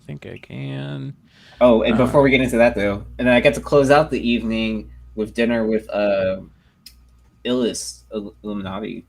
Oh, yeah. Shout out to Job and Jordan. That's Job and Jordan, yeah. OG. Some people are just, it's nice to know, like, I can hang out with Yi because he just hangs out with all the important people. I just kind of flounder around. Oh man, I wait until I tell you the stories backstage. So yeah. But yeah, we get to like because Knife had taken me to this barbecue place like 2 years ago. Yeah, and I was like, oh man, I'm craving barbecue. And then Illis was like, hey, what are you up to? And I sent a message. I was like, hey, what's going on tonight? And then he's like, oh, I'm thinking about getting some food. I was like, yeah, I'm probably just gonna grab some barbecue and jump on a podcast. He's like, oh, where are you gonna get barbecue at? And then I remember the place that I had to text Nine. Yeah. I was like, Hunter, where was that place we went to like a couple years ago? He's like, Terry Black's, and I was like, oh, okay. So we got there. Been there every day. Have you been running him much or a lot? So I walked past his booth. Because they tucked him away in like. I was wondering if Ninth was doing just whatnot, or if he had actually his own booth, or what he was. doing. Job and Jordan had his own booth. I'm sorry. Ninth was just walking around. Yeah. So, but yeah, he was like tucked away in the corner, like aisle 100, all the way back. Really? Yeah, it was weird. Like, this whole con, like, instead of like like a lot of fan expos, they kind of like group things together. Right. Yeah, like you're in the comic section, you're in the plushie. You're the artist. Here's Artist Alley, and then publishers are generally all together. But this year it's like shotgun approach where you walk down any aisle and you can see pretty much almost anything. It's kind of weird. Maybe Jerry's in charge. But yeah, you do the draft. You're the quarterback. You shot JR. Who knows? All right, let's get into it, you guys. You guys know what we're doing now. Here we go.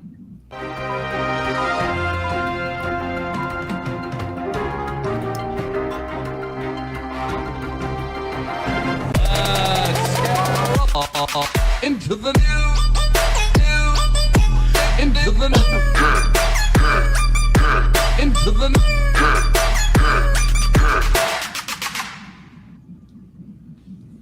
All right, we are back for comic drama alert for June 10th, 2023. Starting off with some interesting stuff from Disney. You guys know that we've been talking quite a bit over on Beyond Wednesdays about the Lorcana set. Lorcana set being put out by Disney. It's a trading card game. The promo that was given away, where was that given away at? Was it San Diego or Emerald City? There was a promo that was given away for the little Disney or Mickey Mouse wizard card that sells for amazing amounts of money. People are waiting for this to drop. But guess what? Upper Deck is suing Ravensburger over allegedly stolen Disney game. It says here, Upper Deck sent out a press release today stating that it's suing Ravensburger over a publication of Disney's Lorcana, which it alleges was stolen from an Upper Deck original game by a game designer previously contracted by Upper Deck. That's pretty interesting, man. So they're saying like the intellectual property or the gameplay is owned by Upper Deck, even though that person who created the game is left Upper Deck and is going to was it Rosenberg or whatever? Ravensburger. Yeah. So we're gonna see how this all plays out. This just came out the other day, so very interesting right here. Let's see here. It says it was updated. Is there any updates? Where are the updates? After reviewing the claim, Lisa Kruger and Senior Communications Director for Ravensburger North America sent out the statement via email, quote, "We at Ravensburger stand behind the integrity of our team and the originality of our products. The baseless claims filed this week are entirely without merit, and we look forward to proving this in due time. In the meantime, our focus continues to be developing and launching a fantastic game in August." And that's a big deal because everybody, a lot of people are waiting for that to drop. Spec too. A lot of people are speccing heavily on that. Well, I can only imagine like what people have pre-ordered already and all that, tying their money into that. And of course, like, if it's not produced, like, I guess you would get a refund, but that sucks for all those places that were taking pre-orders for it and everything. Yeah, for sure. Another part for drama alert over here, you guys.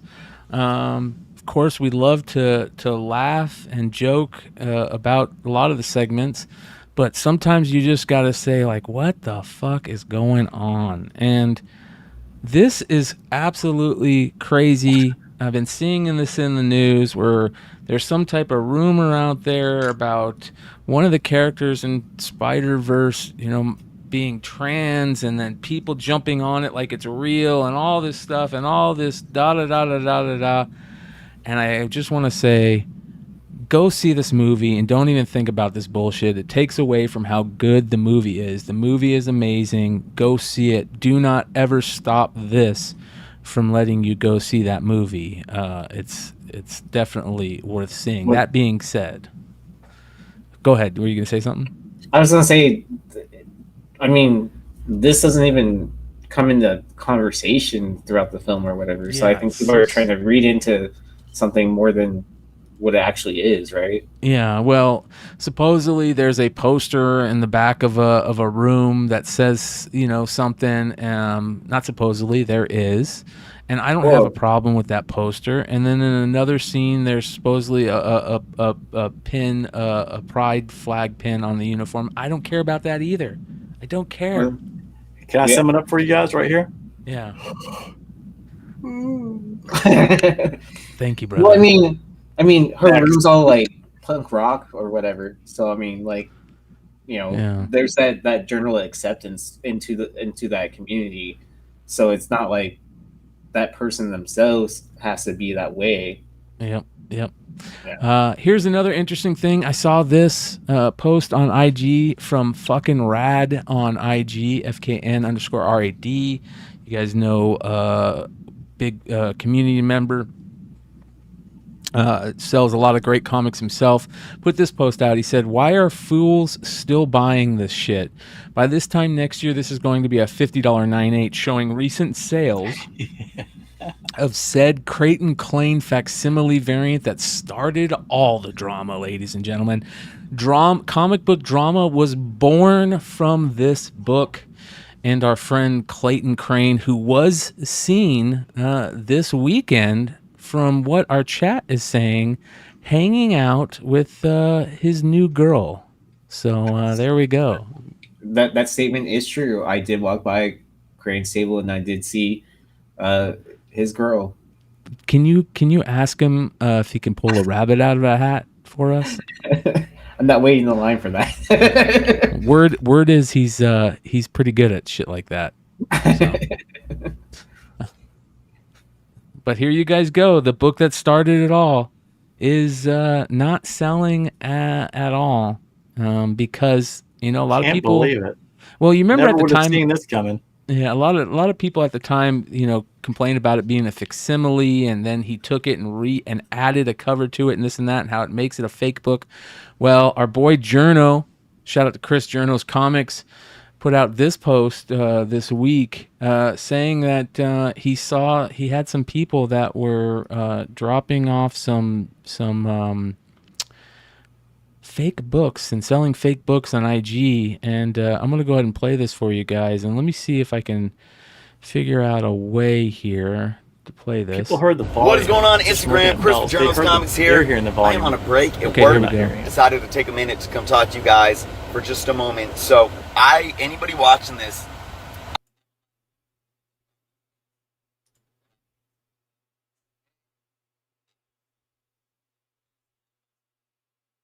an individual that's going to all of the big, you got it now? Facebook groups, comic book group, buy, sell, and trade groups, the big ones, and he's selling counterfeit copies of.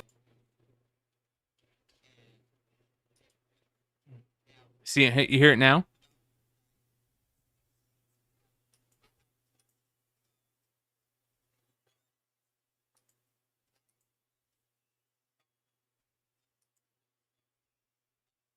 Yeah. Doesn't mean like a carbon copy or a duplicate. It means. Can you guys not hear that? All right. Oh, I have a copy of this.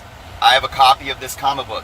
He's not implying that it is a replica, and it's not a replica, it's a counterfeit. So there's somewhere he's doing that. He also has pictures of these counterfeit books, like placed on top of other like real books, and also placed around like graded CGC books. This guy knows what he's doing, even though he's hinting in there like other posts say replica. But again, I've made videos on this. These are not replicas. They are counterfeit copies. I humbly advise everyone out there to not support individuals like this. If you see individuals like this, call me a Boy Scout, whatever it is, report them. I told him. What's that? Check here. Okay, good. Straight up, I found all of his listings, and I copied and pasted the same reply on all of them, explaining that this is indeed a federal offense. It is intent to defraud, and if he sells one and ships it across state lines, it is wire fraud, and this is an actual fact. This is a fact. You guys could go do your own research on it. So very interesting information about a guy out there, another guy selling copies of books. And then one of the things that Journos brings up that's very interesting is the fact that if you sell those and send them across state lines, you're breaking the law. So I would suggest that anybody that's thinking about doing something like that to think about again, and maybe go watch Journals Comics video on it. You can also go about tobacco too. So I gotta tell you, I don't really play that game. So violence is bad. Yeah, I'm about to say, he's sent a couple of cartons somewhere, cross state lines, tobacco, stamp taxes. That's why you buy them from foreign countries. When you live in New York, it's amazing how many. I guess it's like living in a penitentiary. It's amazing how many you slip people packs of smokes. It really goes a long way because they cost $15, or that was back 10 years ago. So, I can only imagine how much it costs now. Doormen here and there, just like. All right, let's see here. Continuing on with our drama report segment. Here we go. I hear a lot of people talking about Ninja Funk, including myself. I talk about Ninja Funk quite a bit.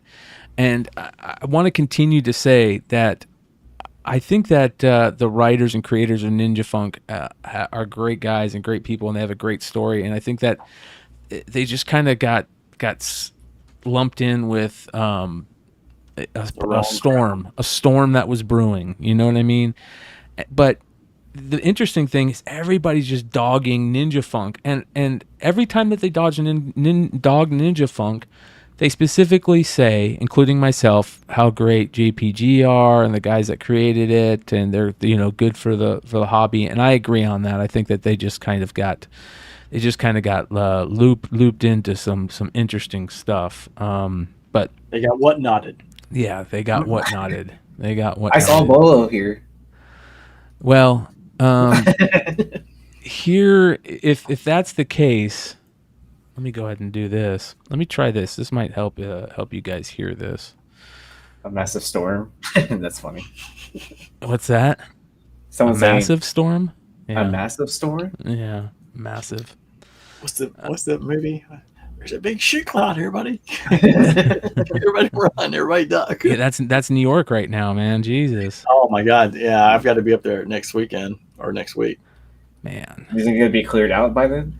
I gotta go to DC first, and then take the train up to New York for a meeting. So we'll see. I mean, the Yankees, they play the doubleheader a couple days. It's got to be fine now. Tell me if you guys can hear this, and tell me if there's any echo in it. Okay. Joe loves echo, by the way. Yee and Nate, let me know if you can hear this. They are no sheep. Is there echo in it? Okay. All right. Okay. Here we go. So we're gonna play this. This is very interesting. So this is Ninja Funk posted this on IG. They said, amazing Comic-Con panel in Las Vegas. Ninja Funk issue 3 being #1 comic in the world is a surreal feeling for us ninjas. We look forward to bringing you more. We couldn't have done it without you ninjas. We are Ninja Funk. All right, you ready? Here we go. Funk, they are no sheep. Sheep believe there is no I in T, but goats, no, there's an I in fail. Huh? So can I just stop one thing? When you say, I'm reading it right here, I heard what you said, and I was like, no. Issue number 3 is #1 in the world. What world? Uranus? I mean, like, what the fuck are we talking about? But did you guys just hear how he started that? Listen, JPG, we love you around here, brother. We're just goofing on you a little bit, but we do love you around here. Great dude from every. I met him very shortly. Right on the screen. Yeah, but the whole I in fail thing is a weird thing to say. But we're gonna replay that for everybody. They are no sheep. Sheep believe there is no I in T, but goats, no, there's an I in fail. And with your guys' help, we failed our way to 225,000 copies sold. All right, 220. This is the reason why it's coming up on Comic Book Drama Alert tonight. 225,000 copies sold of Ninja Funk #3. Or is that Nate? Was that ordered by retailers number, right? That is exactly what we're talking about tonight, you guys. Math is hard.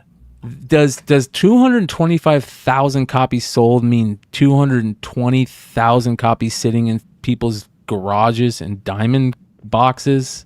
Or does 225,000 copies sold mean copies sold by comic retailers on eBay, whatnot, in comic shops?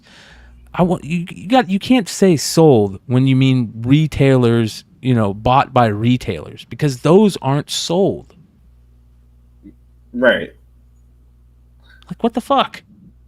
Well, yeah, because wouldn't that be there were like 30 something different exclusives. There's like 50 exclusives, right? I don't know. Is it Anyway, 50? let's continue. This is the fun part. Here we go. Issue number 3 was the #1 comic book in the world. Not the #1 independent comic book, the #1 comic book in the world. Huh? This guy is getting ready to start selling some Amway products. I mean, like, this doesn't make any sense at all to me. I mean, I'm not buying this whatsoever. And then they put up the one, they're baiting us. This was all bait by JPG, and it worked, brother. Congratulations. It worked. So with your guys' help, we want to fail even more, and with issue 5 coming out in June, Ninja Funk, Bolo's Playground, we're pulling out all the stuff. So there's so many secrets in this. We've been working so hard. Bolo's Playground, issue number 5. All right, let's talk about this. There was a recent thing that came out, and this is another reason why we're talking about Ninja Funk, is because JPG came out and said I think he made a comment saying that he has storylines out until issue 25. They're planning to go to at least 25 issues, right? Something like that. So this Good came, luck. yeah. And then they started talking about the Bolo stuff. So here's another interesting stuff. Pretty damn cool to have a comic book character be named after you. Pretty damn cool to have a comic book storyline be about a character named after you, and pretty damn cool to have said character named about you be put on a cover. But you know what? I'm going to be honest. If somebody came to me right now and said, "Hey, Bryan, I want to name a character after you, and I want to put it on the cover of a comic book," I would say, "Thank you, but no thank you. Put me as a character in the back at the bar smoking a blunt. No thank you. I don't want to ruin your comic book by, you know what I mean? Like, what the fuck, dude?" Yeah, I don't want. Yeah, I could be the sidekick, like if he gets killed, like Robin, like getting beat by a steel, Yeah, Chad Cave calling in. What's up, brother? You there? What's going on, fellas? I'm calling from the farm in an undisclosed classified location, but I wanted to just mention real quick, you guys do awesome on these shows, and I appreciate you like the other 107 people that are in here, I'm sure. If you don't show that evil girl Shikari cover with the panther on it, just to let everybody else see it and see I'm curious to see what the chat might think, if it's a thumbs up or thumbs down. Where did you put it? Shikari cover is unbelievable to me. Let me grab that. You put that in current show. It's in the chat. Discord. Yeah, there we go. But that's all I wanted to say. Peace. All right, Chad. Thank you, brother. Look at this. Yeah, he dropped this in the chat. This is the Power Hour. We're gonna get into this in a second, though. But there's a little tease for you. Thank all you, right, Chad. Yeah. All right, here we go. You guys noticed Steve's a mad streamer, and you haven't seen him stream for 2-3 weeks, a month. We've been in the lab making sure this is the best possible product that we can make. So there you go, Bolo's Playground, coming to a comic store near you in June. Let's take a look at some of the comments here. Can you get Decor as response to that? Because I've got a feeling it's a F rating. We've got Ninja Fail Harder as the first comment. That's interesting. Who's the girl yelling in the crowd? What's wrong, Aberdabbers? You gotta go outside? No? Huh? You okay? My dog's over here nudging me. Okay. A lot of people, hand claps. A lot of what? How many? I feel like there should be more comments than that, but there's not. But anyways, there we go. It is what it is. What do you guys think? There should be at least 100,000 comments on it, right? Yeah, 225,000 books sold. You know what I gotta tell you, I think you kind of hit it right, Ryan. Like if it was my name, and like I would just be walking around like shit king, like They've had a comic named after me. I was like, it's already been done for Mel. So first, well, he's a dinosaur fan, so the Dinobots were made for him. So yeah. Well, there was that Marvel Voices issue where it's like Mel the dinosaur. Mel's name. Yeah. Dude, okay, so I have one copy that's signed by him, and then I keep on picking it up every time I run into another comic shop. I think I have like 3 or 4 copies now at this point. Speaking of decor, you say his name and he arrives. He says in the live chat, he's got to be a fan of what we just thought. If he saw it, oh God, he's gonna thrash it.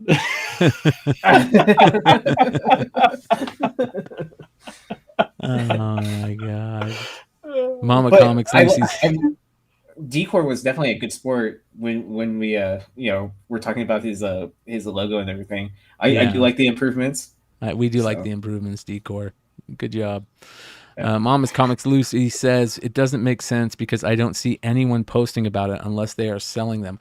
I can't even see people sell them, Lucy. Like if I see, I think in one of our group chats, someone sent a picture of seeing Ninja Fuck books in a bin at a con in a dollar box. Mm-hmm. It feels like the kids who open up a lemonade stand and no one stops, and it's just like there's just shit just sitting there. Yeah, you feel bad.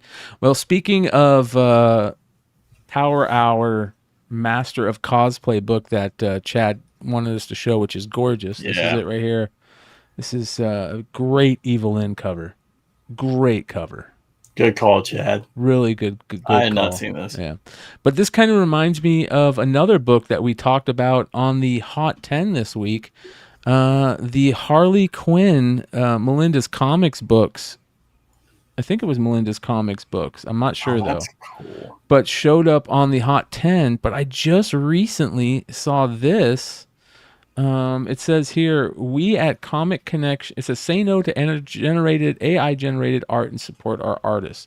We at Comic Connection believe in this philosophy, and we will never support, sell, or promote or create any AI comic books. We appreciate and admire the years of hard work, but our artists have dedicated to mastering their craft. Below is an example of someone using AI art on a book, and they are even asking ridiculous prices for something you and I can make at home with the right tools.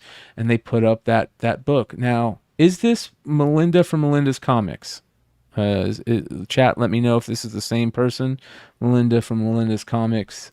Is that Melinda Young? I'm not 100% sure. But this, let me look at the CGC website because she's doing that signing, right? Yeah, she is doing it. She is doing a signing on CGC, but that's not super important right now if it's Melinda or not. The super important thing is that the talk about this being an AI book. Now, I don't have a problem with that. The only problem that I have is that you should set it. There we go. Shedding a tear, lol. Please make something. We love you, Bolo. Don't worry, brother. We're not talking shit about you making something and us not making something. It's all good, brother. But check out my band, State of Filth. Yeah, there you go. Make something. Check out my my podcast. Bogcast. Make something. Get a UFO sighting. Give us a call. Here we go. So if this is AI art, does it need to be known or need to be talked about? Is that something that we should say? Should it say AI art on the cover? Should you mention that it's AI art? Well, that's the whole problem. Well, when I was looking at the list on that Ben wrote up, there's an artist credit to it. Yeah. I know, like when I read read my books, the first thing I kind of look at is like writer, artist, cover artist, to see what it is. If it's AI art, they should say, basically AI art or no one or something along those lines. It should distinguish, because the folks who actually do all the work, you should know it, and it shouldn't be like someone who it should not say who actually came up with it on AI art. It should just say AI art. I don't think you should actually put the name. Yeah. Yeah, I apologize, you guys. I was talking about when I put up Willis. I did not see his original thing. He said nothing makes me more proud than Ninja Funk. There we go. So I mean, we've said it before. It's pretty damn cool to fucking have a comic written about you and all that shit. Well, I don't know if I could do it, man. I don't think I could. I think Joe could. I think Joe could. Yeah. He'd be a good character for a comic book. I think Joe would be a great character for anything.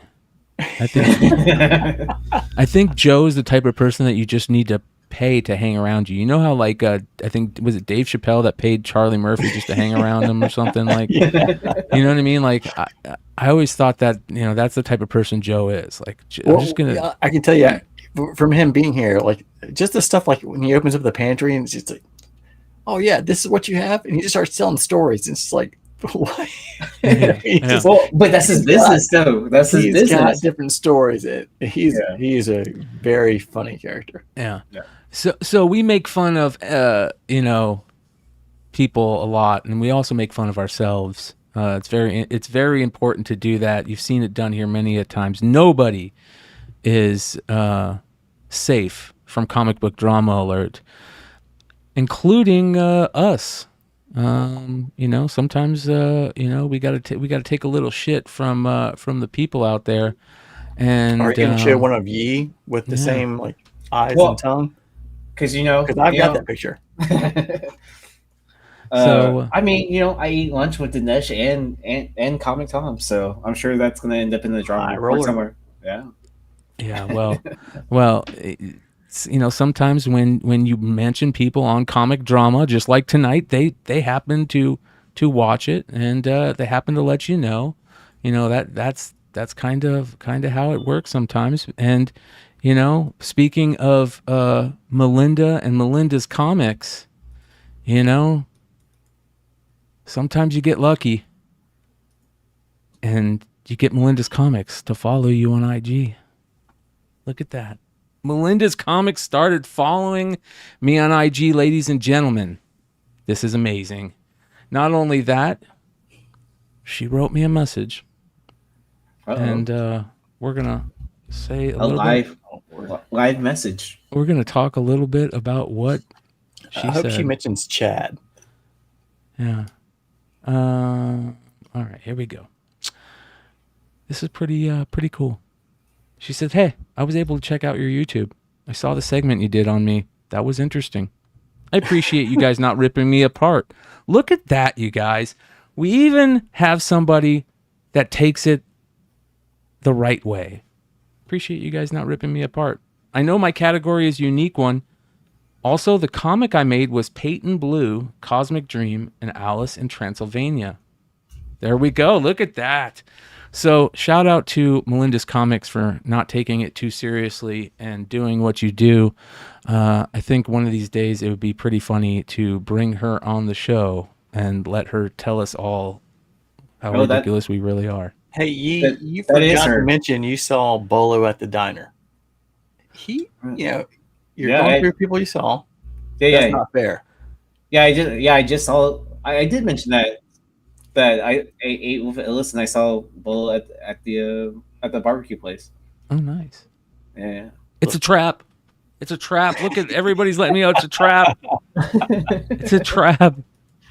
Well, I tell you what is a trap. You want to know what is a trap, you guys? And I hate to say it this time. Buying books from Frankie's Comics. Uh-oh. God, they're still here. Frankie's Comics just sent me an email telling me they're open for business again, and it's a buy one, get one free. LOL. How about Frankie's gives me a credit for what they owe me, and then I'll think about buying from them again. What the hell? Yeah, I agree. What the hell? What the hell? Dude, the best thing about Frankie's was the packaging. The dog. Oh, yeah. Yeah. I like the packaging. Well, the customer service was trash. Yeah, I mean, it was. If you called, what? I called. I ordered two of the exclusive cock, and I got two of the variants. I'm just wondering if they've been shipped. No. Any idea when it'll be shipped? No. Well, okay, thank you. There you go. Oh, I'm being accused of being a comic influencer now. Oh, there's no doubt. Yeah, you definitely are an influencer, my friend. I agree. Yeah, but I did not get a stack of Ninja Funk books, so that's not going to be in pickups. Damn. Yeah. Damn. All right. Do you think Joe got them? Joe, I heard they're in the mail for Joe. Yeah. I wouldn't be surprised. So, yeah, ladies and gentlemen, that is the comic book drama alert segment for tonight. I hope you guys enjoyed it. Joe's gonna strangle me next time you see me. If it's not Echo, it's those Whatnot books and it's in the mail. Oh God, he's gonna be triggered. I don't mean to make fun of that because Joe has my TMNT #1 he just pressed. So he asked me today, he's like, I'm sending it back to you either today or tomorrow. So I should probably. Is he sending it back to you? He's not sending it back to get graded? I can't remember. I sent a bunch of shit. So, bro, you need to send that thing to get graded. Yeah, I would just email him the Joe's probably, he sent me a bunch of pictures of stuff that he pressed. I mean, like literally one of the parts, I mean, it sounds kind of odd, but I'd actually gone to the inaugural ball back in 2000 at the White House for the Bush and Cheney.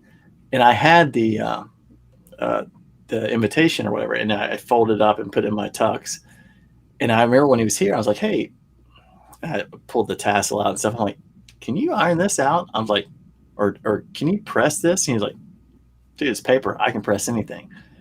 And he sent me a picture. I was like, oh my God, dude. I was like, I've been trying to get like that to look where I could, frame it and stuff like that. And I was like, fantastic, man. I was like, that was the one. And he pulled the tassel out and put it back in. I mean, and then Anna had given like, I can't remember exactly. It was like a leather person. To restore. To kind of touch it up a little bit. And so there's a lot of shit we have coming back. And it's not the usual comic stuff. So did you send them shoes too while you're at it? No, but I'll send them my D Browns next time. You got some D Brown pumps? Oh yeah. Really? The originals, yeah. Oh my God, dude! I had a pair of those, dude. The black ones with the orange. What you know? So the slam dunk contest was in Charlotte when he won it. Yeah. No one knew who the hell he was. I remember going to our sporting goods shop was called Cook's, and I sprinted there next day, got my D Browns. I've held onto them forever. And we're gonna take you guys down a little bit of memory lane right now. Here's D Brown. All right, going down memory lane to what year was that? 89, 91. I was gonna say 91, 90, 91, something like that. It's got to be something like that. So right, the pumps came out like 90. Let's go down memory lane, ladies and gentlemen. Long arms, very, very big man. I think he's going to come out with some stuff. Yeah, I'm rooting for him because I think he's got some spectacular guns to show us tonight if he's here long enough. Classic. No one knew what he was doing either. And now we can talk about it. Yeah, nobody did know what he was doing until afterwards because this is where they first came out. Hell yeah. Dude, look how cool because this is. The pumps were out, but the black ones with the white, almost like the Z's on the side, the pumps had come out, but no one knew what he was doing when he did it. And then he started pumping them up, and it was like, boom. What the hell was that? They had a different version. Oh, he's pumping his shoes up. There you go. There's the first one. You got the favorite right there. He's pumping up his shoes. That's worth about $1 million right there. The original ones, just like those?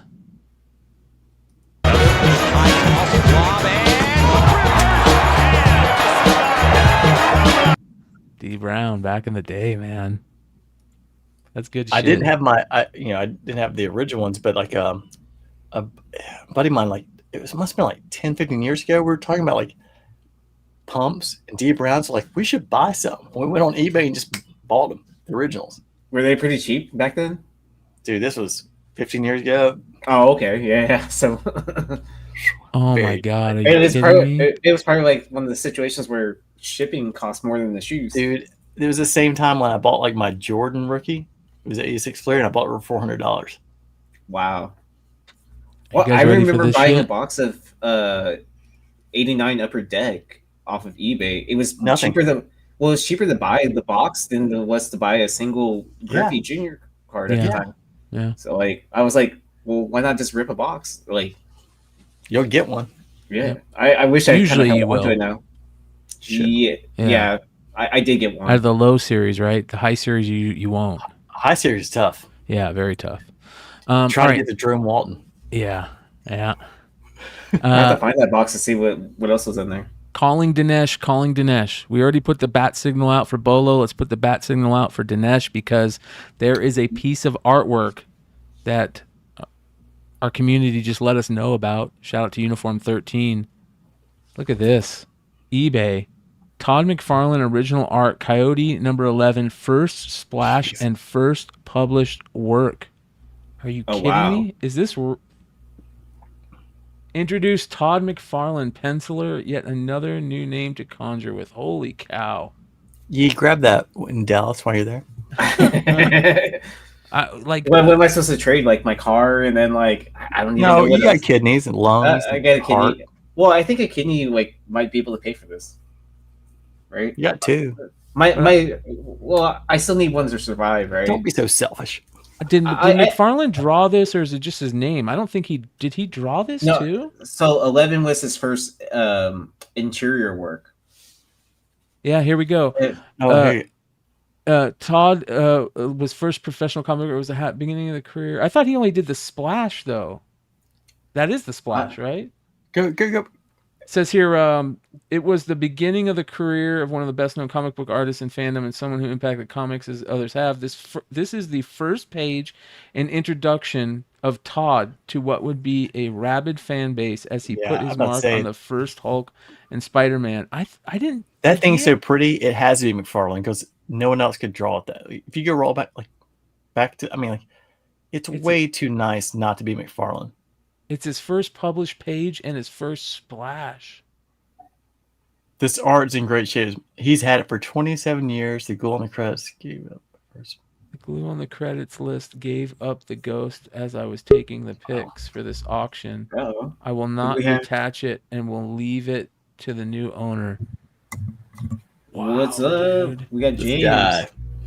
What's up, guys? Look at that. Check out this OA. James, do you have $75,000 I can... You want to buy Todd McFarlane's first published work, James? No, I don't particularly like any of his work, to be honest with you. Are you kidding me? It doesn't matter if you like it or not. This is going to be worth twice that in a month and a half. No, it will be. It's a good investment piece for sure. If it's legit, it's a good investment piece. That's fucking amazing, man. I always thought that he only did something really small in Coyote 11, and then he did more in... Double click on the image. Yeah, because I thought 11 was like his interior work, and then he did so well on that that's why they asked him to do the cover for 13, and then also the artist at the time backed out. Like, I wouldn't think that's his art. I mean, just from McFarlane, like the way, I don't know. I could be completely off. It says introduce Todd McFarlane, penciler, yet another. But I thought... Well, but someone probably inked it then. Someone else probably inked it. Oh, I know what this is. This is the splash, and I see. I'm sitting here thinking that this is the first page, but this is it's the end. It's not until the middle of the book, right? It's gotta be the back, right? I'm gonna go find this book real quick. Hold on one second. Keep talking. I was gonna say who has. I don't have it on me right now because I'm out of town. But James, so I did end up meeting up with Dinesh. And then we ended up ripping that box of Valiant cards. You're on mute, James. I told you he was going to be there. Yeah. So I shot him a text. I was like, hey, I have something to give you. And then gave him the box. And then we ended up eating lunch with like Comic Tom and Rob from South Carolina. He owns like a pretty big shop out there. Yeah, Rob's Comics or something like that.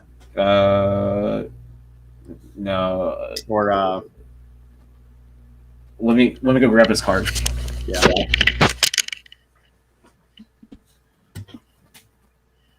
I'm like, let me go find this book. And I find 12, 13, and 14. No 11. 11's in some crazy box somewhere. Borderlands, Comics and Games. Oh, okay. Yeah. All right, hold on here. Let me do this. I have 11. I'll check it when I get home, and I'll send you a image. I'm checking it right now. Hold on. Oh, okay. That works too. Yeah. Okay. You have your sources. So what? So I need to watch back and see what the comic drama was. Was it worth? Oh, you missed it. Oh, yeah. No, I mean, it wasn't anything super crazy. It was just, we were just reporting on the announcement that from JPG that supposedly Ninja Funk 3 was the highest selling comic book at 225,000 copies. Holy cow. Do you believe that? I mean, but that's copies ordered by retailers. Yeah, that's not sales, dude. I hate that shit. Well, anyway. I mean, like, there's also like no way to really track 225,000 copies being sold unless like you have access to eBay, wherever else, like whatnot, Instagram, all that. I will say this: I hope it's true. It's probably true, and I'm happy for JP. I love the dude to death. He's always been great to me. Oh, good dude. So I mean, if that's true, man, that's fucking awesome. When he gets done with Ninja Funk, he'll be able to put down under his belt that he sold over 1 million copies of a comic he created. So that's pretty dope. This is it's exactly what I thought. This doesn't happen until the second half of the book. So I was right. I just didn't realize it. But yeah, the first half of the book is, as you can see, here's the first half. It's all done by Englehart, right? I believe, right? Wasn't Englehart the one that did? Did he do the art or write Coyote? I can't remember, but yeah, he was the creator and writer. And by the way, same Steve Englehart that played the Gimp in I know what you're talking about. What's that movie? Saturday Night Special. No, not Saturday Night Special. The Pulp Fiction. It's the same Steve Englehart. Yeah. For those of you guys who don't know, this is the same Steve Englehart that played the Gimp in Pulp Fiction. So I thought they interviewed him on Saturday Night. Yeah, that's a great interview. If you guys didn't, it's on. Yeah, Saturday Night Special. Yeah.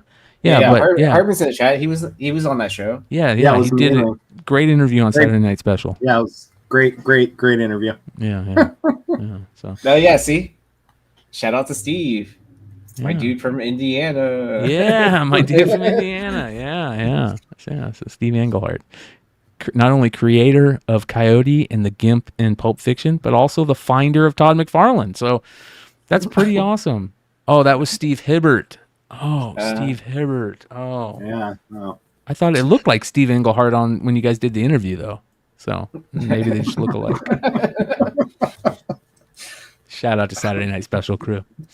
And if you haven't seen that episode, you need to go back and watch it. Yeah, you got to watch it. Yeah, greatest moment in comic interview history. Yeah. Comic content creation. Yeah, it was funny. It was good shit. That was one of the best interviews ever, if not the best. It was a little short, but it was a good interview. Yeah, it was a little short. I talked about this the other week or last show, and I couldn't believe when I saw it, that just the flood of nostalgia that came back to me when I saw this picture right here. Because I can smell this picture too. I instantly go back to this and I smell each and every one of these. There was one that smelled like shit. Which was the one that smelled like shit? It was... Was it the boot? Might have been the boot. No, the boot smelled like leather. That's a meatball. There was one that smelled like skunk. Oh, that was weed. That was cannabis. Not a sticker. Not a sticker. But should have been. But yeah, I definitely remember all the scratch and sniff stickers as a kid. Man, I wish these things are still around. It'd be pretty amazing if they were. They had those comics that were scratch and sniff. Yeah, that was cool too. Yeah, shout out to Ren and Stimpy and Harley Quinn. Smelled like cannabis too. All right, let's look at some great art stuff. And starting off, it's not comic book art, but it is fucking beautiful. Look at this lowrider. This is the Pac-Man 59. Shout out to Robbie Long 82 on IG. Look at this fucking car. Holy shit. That's absolutely beautiful, dude. Yeah. I'm like falling in love with lowrider art all of a sudden. It's good art, man. You should buy the first lowrider magazine. I know. I talked about it on the Market Report not too long ago. Oh yeah, that's right. Look at how beautiful that fucker is, man. Wait, so you got Bolo, Decor, and Dennis all in the chat?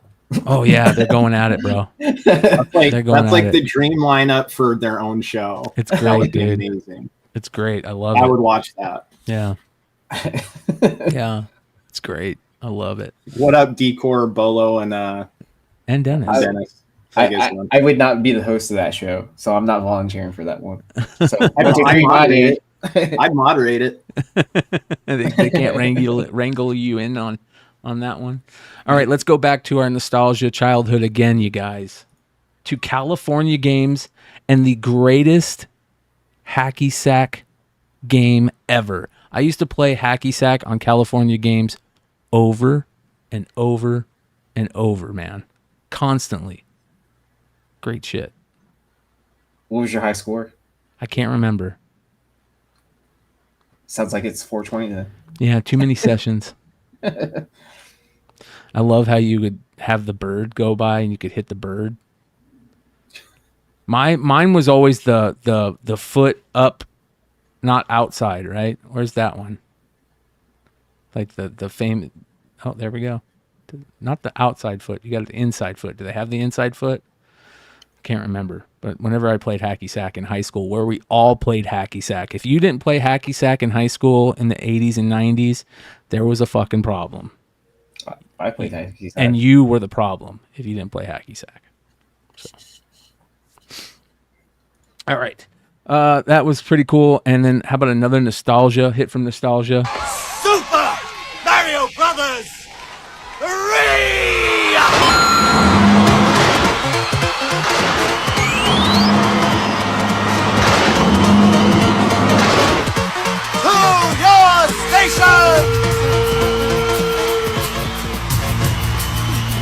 You have 10 minutes, and the player with the most points wins! 10, 9, 8, 7, 6. Get the star, Jimmy. This is always a crazy movie to me because now that I look back at it, I didn't realize it was about an autistic kid that was stolen from his family and tracked around the whole United States to play video games. Just shut up and play the video game.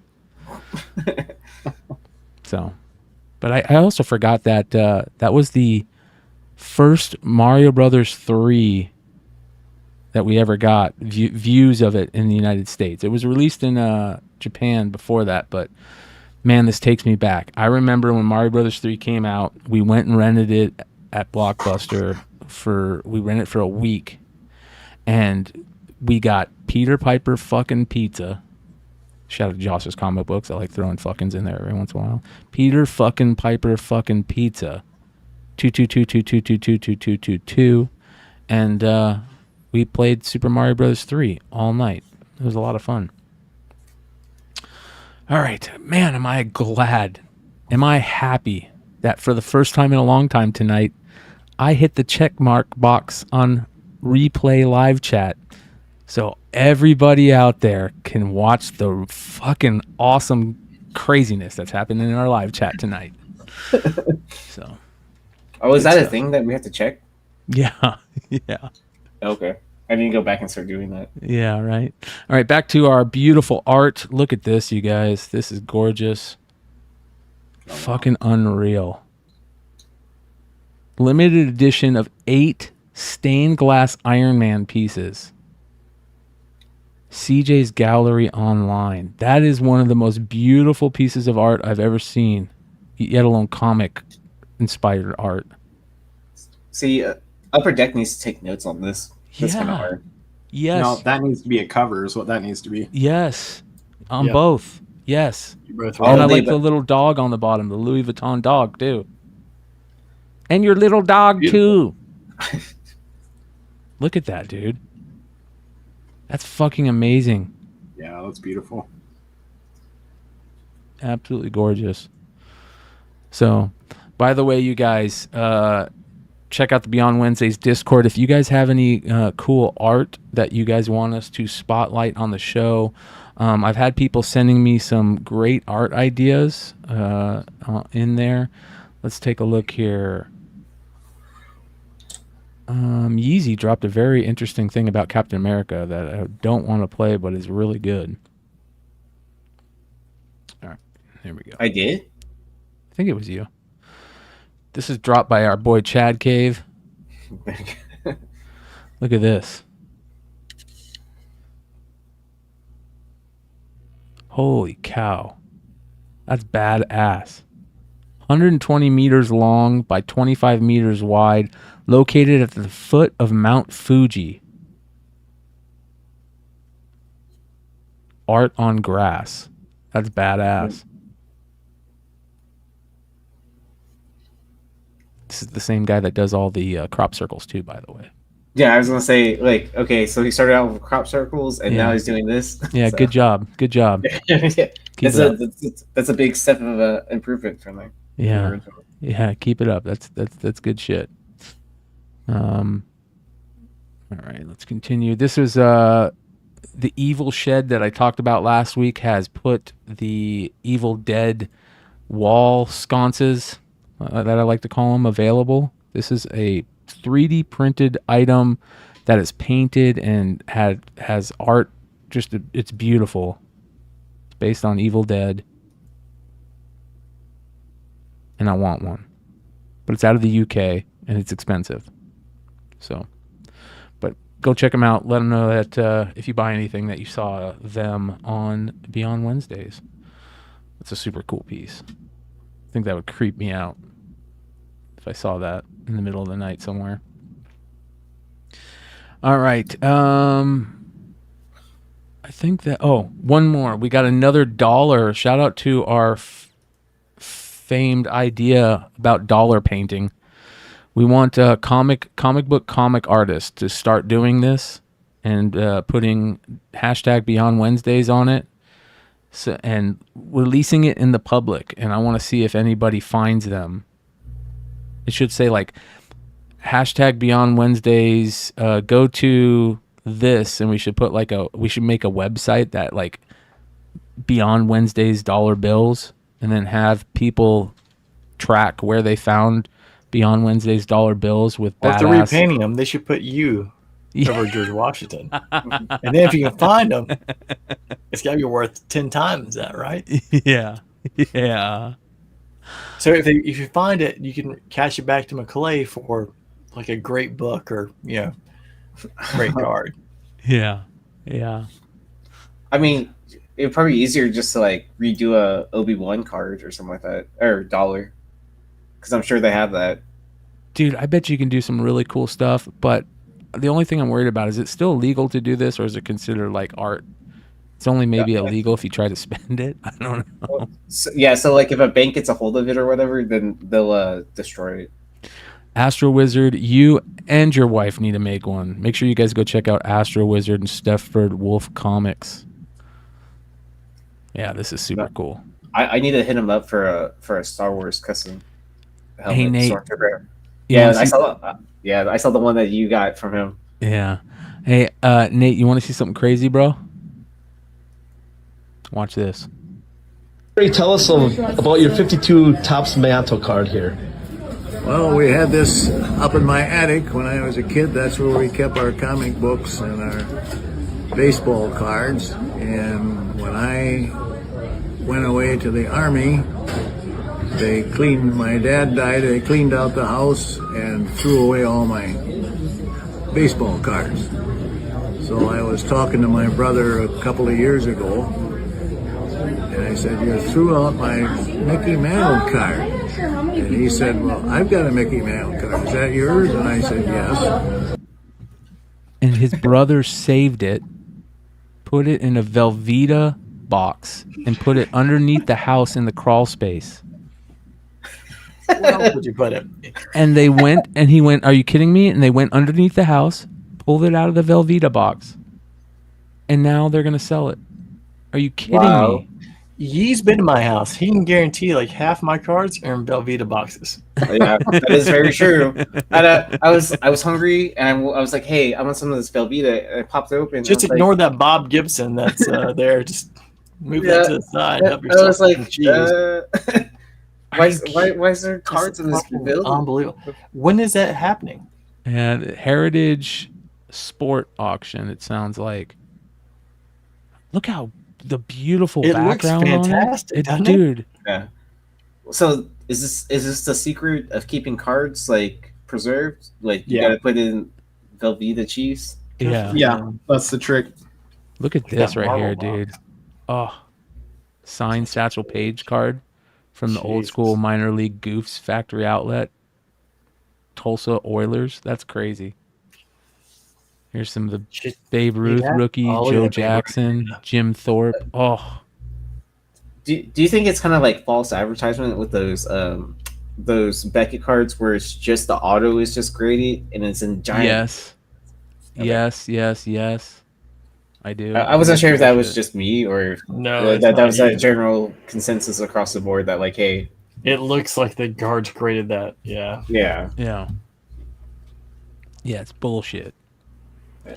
All right, I got a couple more here. How about this? Where are our Brazilian comic art fans, aka International Comics, Matt Roybal, that crew? Check this shit out. How about the original Brazilian art for Amazing Spider-Man #1, published by Ebal, Brazil, 1969. Check this shit out. The Kamikaze in Sao Paulo, Brazil. Amazing Spider-Man #1, original art, published by Ebal, Brazil, 1969, including the color key. Wow. Shitty frames, bro. So what he did was gutted out like some art that actually took up the full size of the frame and then framed it. Oh my god, dude. All right, check this out. We were talking about Swatch the other day too. Swatch. Love swatches. Hell yeah. Electrifying collection that you gotta wear two on your arm. Right? Oh, well, that means I need to buy a second one. That just gives me a good excuse. Or get you a second one. I wouldn't mind owning one of these new ones, dude. Like this white one is pretty fucking cool. I've always liked swatches. They're honestly like a nice watch, like for like the price and everything. Like old school. I was pretty excited, like, and especially since my wrists are a little smaller. Like, buddy, join the club. Yeah, it's not like a super bulky watch and stuff. Because I ended up buying a couple. I got the Asian wrist. Are we like twins? Alex is going to have it. He just doesn't know it yet. I got small wrists too, but I still like the big bulky watches. Money. No, so I bought a watch without even knowing what size it was and stuff like that. And then when I put it on my wrist, I was like, even if I got it sized correctly, it's gonna look stupid. So I was like, a buddy of mine bought one of the. You remember the U-boats from World War II? He's like, he's a big guy, and he's like, I got a new watch, and I looked at him like, Jesus Christ! I was like, he's like, it's a U-boat. I'm like, did you hit the whole fucking boat on your watch? I'm like, it's literally like this big. I tried it on, and it took on this much. I was like, dude, I'll take my Swatch. I'm good. How bad is this Bill Sienkiewicz art right here? That's badass. That's Bill Sienkiewicz? That's Bill Sienkiewicz. Yeah. Robin, I see it. I don't know if I see it with the Batman, but it's awesome. Fucking good, dude. Yeah. Damn cool painting right there. I would freaking love to own something like that. Absolutely amazing. This is pretty cool too. Check this out. This is not comic book art, but it's damn cool.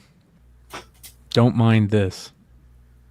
I don't read messages, so just don't even mind it. Tim Malloy art from the Encyclopedia Onarius. This is an old encyclopedia page, I guess, but look how crazy that is. Holy shit. I think it's all the stuff going on around it. Look at that right there, dude. Wow, that's crazy. Look at that brain, that skull. Is that confirmation of aliens existing? No, but the confirmation happened the other day. Go watch the Bogcast episode to find out. Yep. Yeah, this is the AI. I guess he decided to throw it through AI maybe, and I don't know. But wow, dude. Very, very interesting art right there. Look at that. That's trippy looking. Right? These would be cool posters. Yeah. Yeah. I mean, that's why I know the AI art is such a fine. There's a very fine line to walk on the AI art stuff. You know, you have to be very careful with that. Yeah, I mean, I've been having a lot of interesting conversations with people about that throughout the con, and they're like, "Can you imagine what's going to happen in the next 10 years?" I was like, "Well, with how fast technology moves, I would say the next 5 years at the tops. You know, even what the next evolution of it is going to be, right?" Yeah. Or so, and then someone made the point where, what happens when because it's being based off of something, right? What happens when it starts self-creating? Yeah. Fucking A. Well. Yep. This is crazy. This is a crazy IG site. Remember the Choose Your Own Adventure books? Well, this is a artist called his name's Dalton Bowder. Goes by Squitchy on IG, and he does these. He even makes his own little stickers. That's cool. But these are so great. This one's Choose Your Own Adventure: smoking bong resin out of a tin can. But check out some of his work, dude. He's really good. Oh, don't want to do that. All right, here we go. Don't want to do that. There we go. All right. Here we go. This one's really funny. Making pancakes after an acid trip. LMAO, I forgot this shit lasted so long.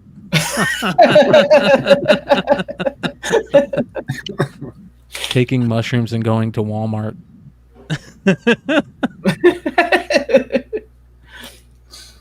Oh, dude. I really do believe in a collective conscious now, since everyone's done that at least once, right? Dude, this one right here, I love. Pass the blunt. I told you that's the last of our weed. Look at that blunt, dude. Fucking crazy. There's the smoking bong. Stay fly, motherfuckers. This guy's really good. How many nickels can you fit in your foreskin?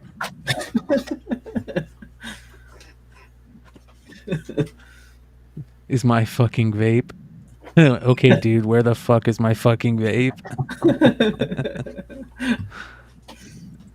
This fucking guy. Jar Wars. Dude, what the fuck was in that gravity bong? I can hear my own hair growing. Confirmation bias, yeah. Jesus, dude. Yeah, this guy's pretty good. So make sure you guys go check him out on IG. Very, very cool stuff. That's funny. Yeah. All right. I think that is about it. I don't know if I've missed anything other than pickups. You guys got any pickups? Pickups? I do have pickups. All right, let's see your pickups. All right. Let's start off with the whole V for Vendetta set, $100, all 10 issues. Yeah, so I was like, I always like to pick up these sets before November.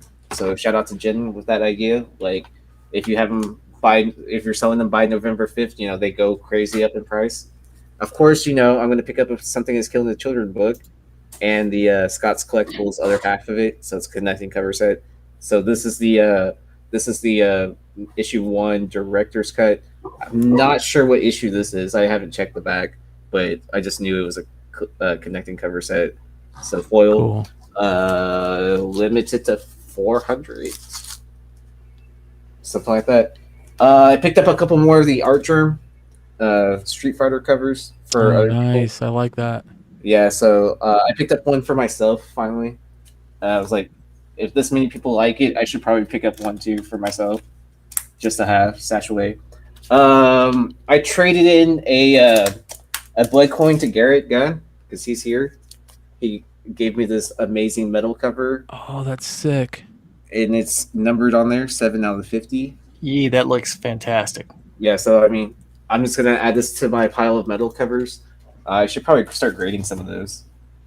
I found a ghost book, Wizard of Oz, Scotty Young, second print, The Marvelous Land of Oz. For how much? 20, or it says $20, but the guy marked it down. I think like it's a great book. 15. Not bad. Yeah. And then he had 2 copies there, so Hunter picked up one too. 9th. I'm still collecting Daniel Way stuff apparently. So Deadpool issue number 3 B cover. I did not have this in my collection. I checked my CLZ and I was like, okay, this is. I think I'm getting closer and closer to my completionist set on this. So I think I'm only a couple books away now at this point. I did pick up the Tedesco World Tree variant. Beautiful. Yeah. Pretty. So he's here at the con too. Are you gonna give him a sign it? I don't know. I haven't been chasing after six. Yeah. Oh, I did get to meet Bueller, so that was a lot of fun. Oh, He was cool. there on Shout out to Friday. Travis, one of the best. Yeah. One of When's the he best. coming to Houston to come visit us? See, he doesn't like that Texas heat, man. Like he I was don't blame here. He was here in Dallas, like he said, like Friday 9 in the morning, and he's like, I don't know how y'all do it here. Like where it's Tell so me it hot. gets better if you go. Keep going south. There's more humidity. All right, so at this one booth they had love that $5 a book, or if you buy 5, it's 20. So Death of Inhumans. This is the Death of Lockjaw. I love collecting Death of characters. I need to check to see if this is the error variant, but this is the Department of Truth number 1 6th print, and then they had the other cover as well. So I don't know if it's the corrected one or the error one. So I'll check the backs in a like at some point in time. But they also had the Champions Outlawed That's a Walmart cover. book. Yeah. Yeah. So how about a Thrawn book too? Like that. I picked this up for my brother. It's a 141 homage, but it has like stories from Kevin Eastman, David Avenel, Ben Bishop, Little Pierre, and Esperanto. So Drawing Blood, because it has that that 141 homage. Jesse is asking if there's a hanging fire alarm right above you somewhere. Look at this. Yeah. It's a lamp. It's a light. It's weird. It looks like a hanging fire alarm. Like it's about to like fall off. Like. Oh, he's already in Albuquerque. Look at that. Yeah. So he said he was leaving. I think sometime yesterday or today. Yeah. You coming back through Phoenix, brother? Let us know. Jessica Jones, number I like 8 that. variant. Whose cover is Chichetto, right? Is that Chichetto? this? Could be wrong. MCHE. Yeah. MCE 17. I'll look it up later. Jessica Jones variant. I just thought it looked cool. Yeah. And then you have the old school outfit too on there. X-Men number 12. Love that second print. Second print. Yeah. I would pick those up all day long. Yeah. I used to have a big pile of them, but I must have sold them on Whatnot. So like I was like, I need to re-up my stash. Yep. You gotta always pick up, a Maria Wolf cover. I believe this is her first work, if I'm not mistaken. Wait. Woman of Marvel. We need to add that to the list. Number You know how 1, this yeah, works. because Knife was telling me that this might be her first work. I'm not sure if that's true or not, but we definitely need to look at. like double check that. Does anybody know what Maria the Wolf's first professional work is? Let us know. Yeezy 8 trapping there. I haven't been paying attention to chat for. Oh, here's one of my favorite pickups from Seduction of Innocence. $5. Dave Stevens. Steal. Wow, dude. Huge. I didn't even care if it had the 3D glasses in it or not. For $5, I was like kind of like I paid way more last time I bought this book. So I was just like the whole point of that book. Yeah.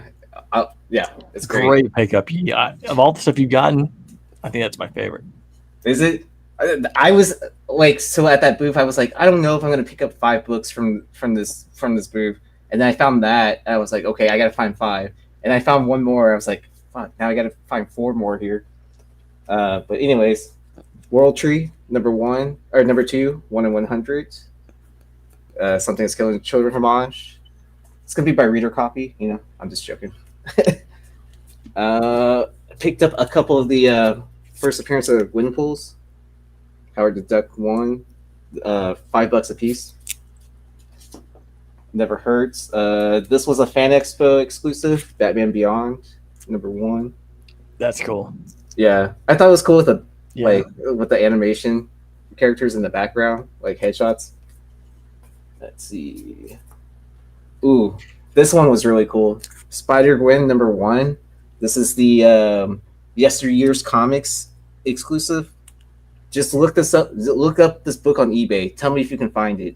So you did really poorly at this whole thing. Yeah, really Seemed bad. like you really struggled to do Real well. quick, what was the name of that book that you thought? The Maria Wolf one? Is it a first published work or first published cover? I think first published cover, but it might be her first work as well too, in comics. So it's Women of Marvel number 1 variant.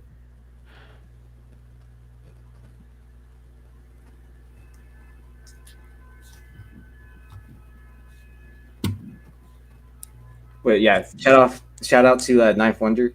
He's the one that did the research on that.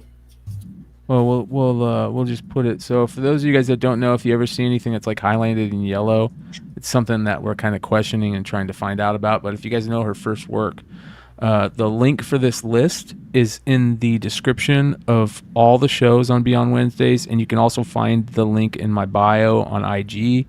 It's in this. The link to this is in my link tree. It's a living document. If you guys ever want to go and add anything to it, or if you think something is wrong, you can hit this little comment button, and then it'll notify me about comments, and then I'll add to it. So there's been people that have been adding a couple things to the list, ever since I started publishing it about a couple months ago. But it's goes by last name, and it's a living document, and we're still continuing on it. There's a lot of people that are still left off of this, but it should have first work and first covers and all that type of stuff, and so go check it out. All right. Did I already do the I did the Bart or this cover, right? Spider-Gwen 1. Yeah, that's badass, dude. Yeah, I love this cover. Yeah. I think I left one behind, and that was probably the big mistake of the con or whatever. And then I found this Call of Duty issue number 1, $3, but check it out, newsstand. Wow. Yeah, and I think I was talking to Richie about it, and he was saying that there's 6 first appearances in here. That's cool. And then, and you trust that guy with his research and how if anyone knows, it's not. All right, so Unbeatable Squirrel. This is the 3rd print, so it says eats.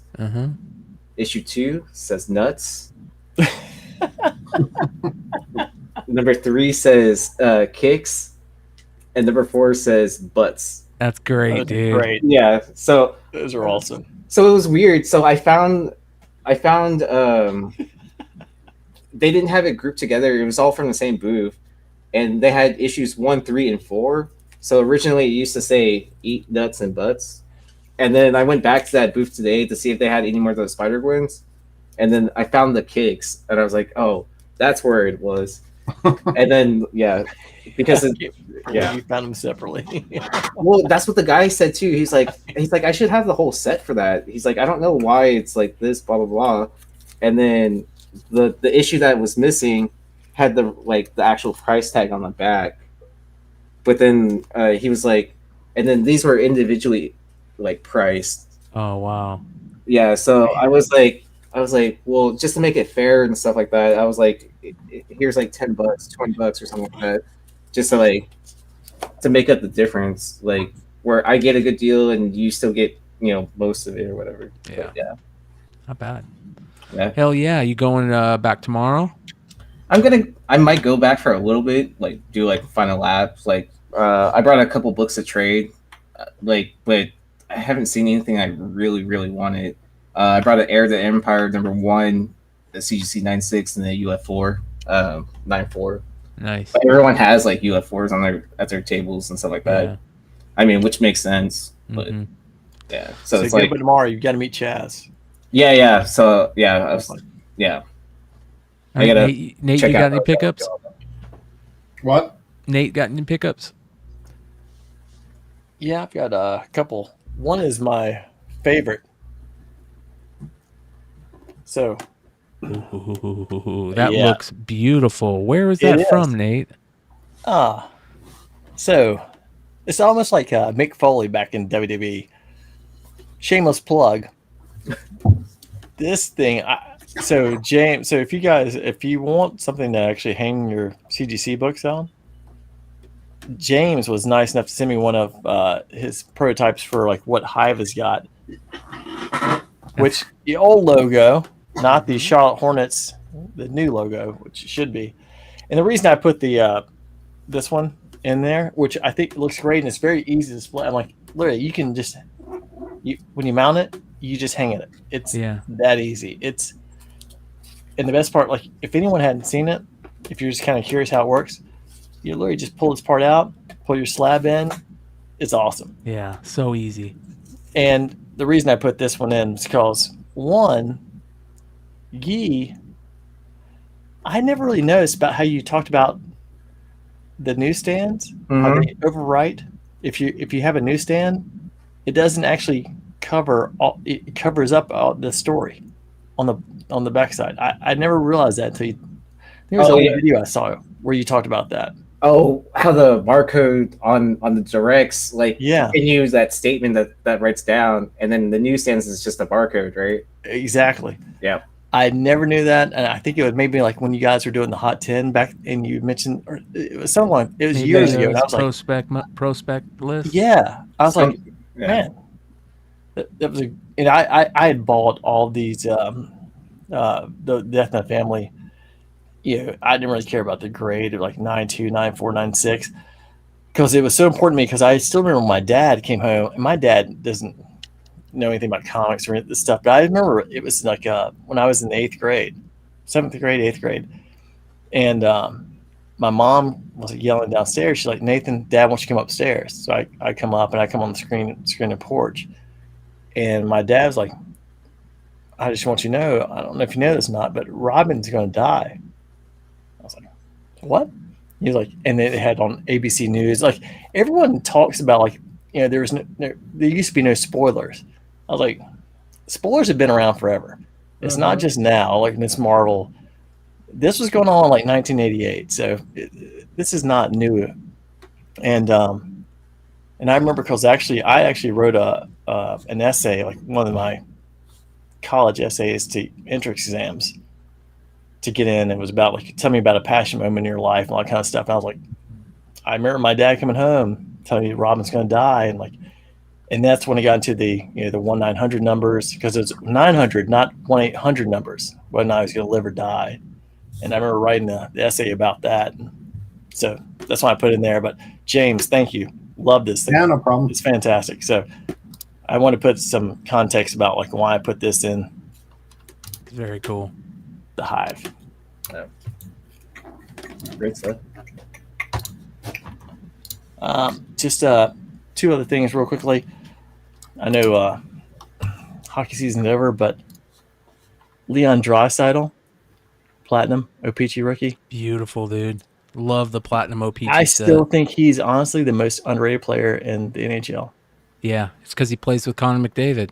He's You like got the Lemieux and Yager, Crosby and Malkin, Messier and Gretzky.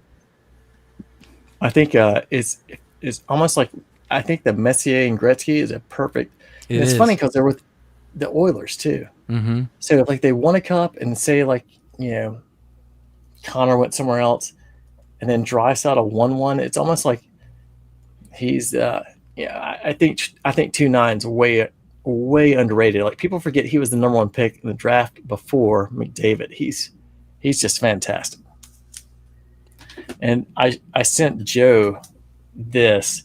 I think you'll like this, Brian. Whoa. I'd never seen this before. I saw it on eBay and I was like, there's Is that the 83 design? Yeah. And so it's a 83 traded design. That's sick. 2018 top silver pack autoed. And I was like, man, this thing is fantastic because anyone who loves, those kind of cards like the 80s, Strawberry Davis, Clemens, Gooden, whoever. Beautiful card. Yeah, that's badass, dude. And so just one last thing real quickly, because I know we talked so much about G.I. Joe earlier and the Transformers. I'm trying to make it to a Transformers and G.I. Joe show. So, and I haven't posted in a while on IG just with things kind of work's been nuts. So anyone who remembers the original Omega Supreme, that's here you go. Dude. Yep. Back in the day, I still remember seeing this at Rose's in North Carolina. I was like, God, I remember I was like, I would do anything to get this. It was after my mom, I'd put the cahoots on and said, hey, can I get a microscope? She goes, yeah. And I was like, and I went and got Perceptor. And she goes, no, that's a toy. I'm like, no, it says working microscope. It says it right here on the box. I was like, you said I'd get a microscope. All right, I'm dropping the link to. Oh, yeah, already did it. Already on it, brother.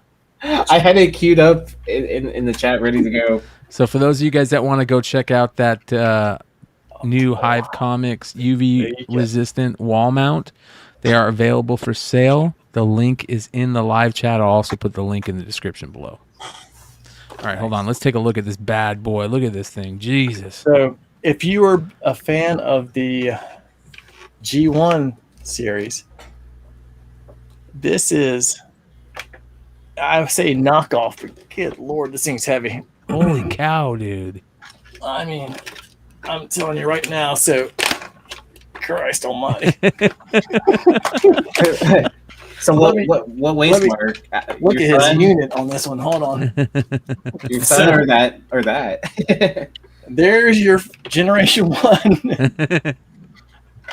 And so I was looking at buying some of the newer Transformers because there's so many good, like Takara.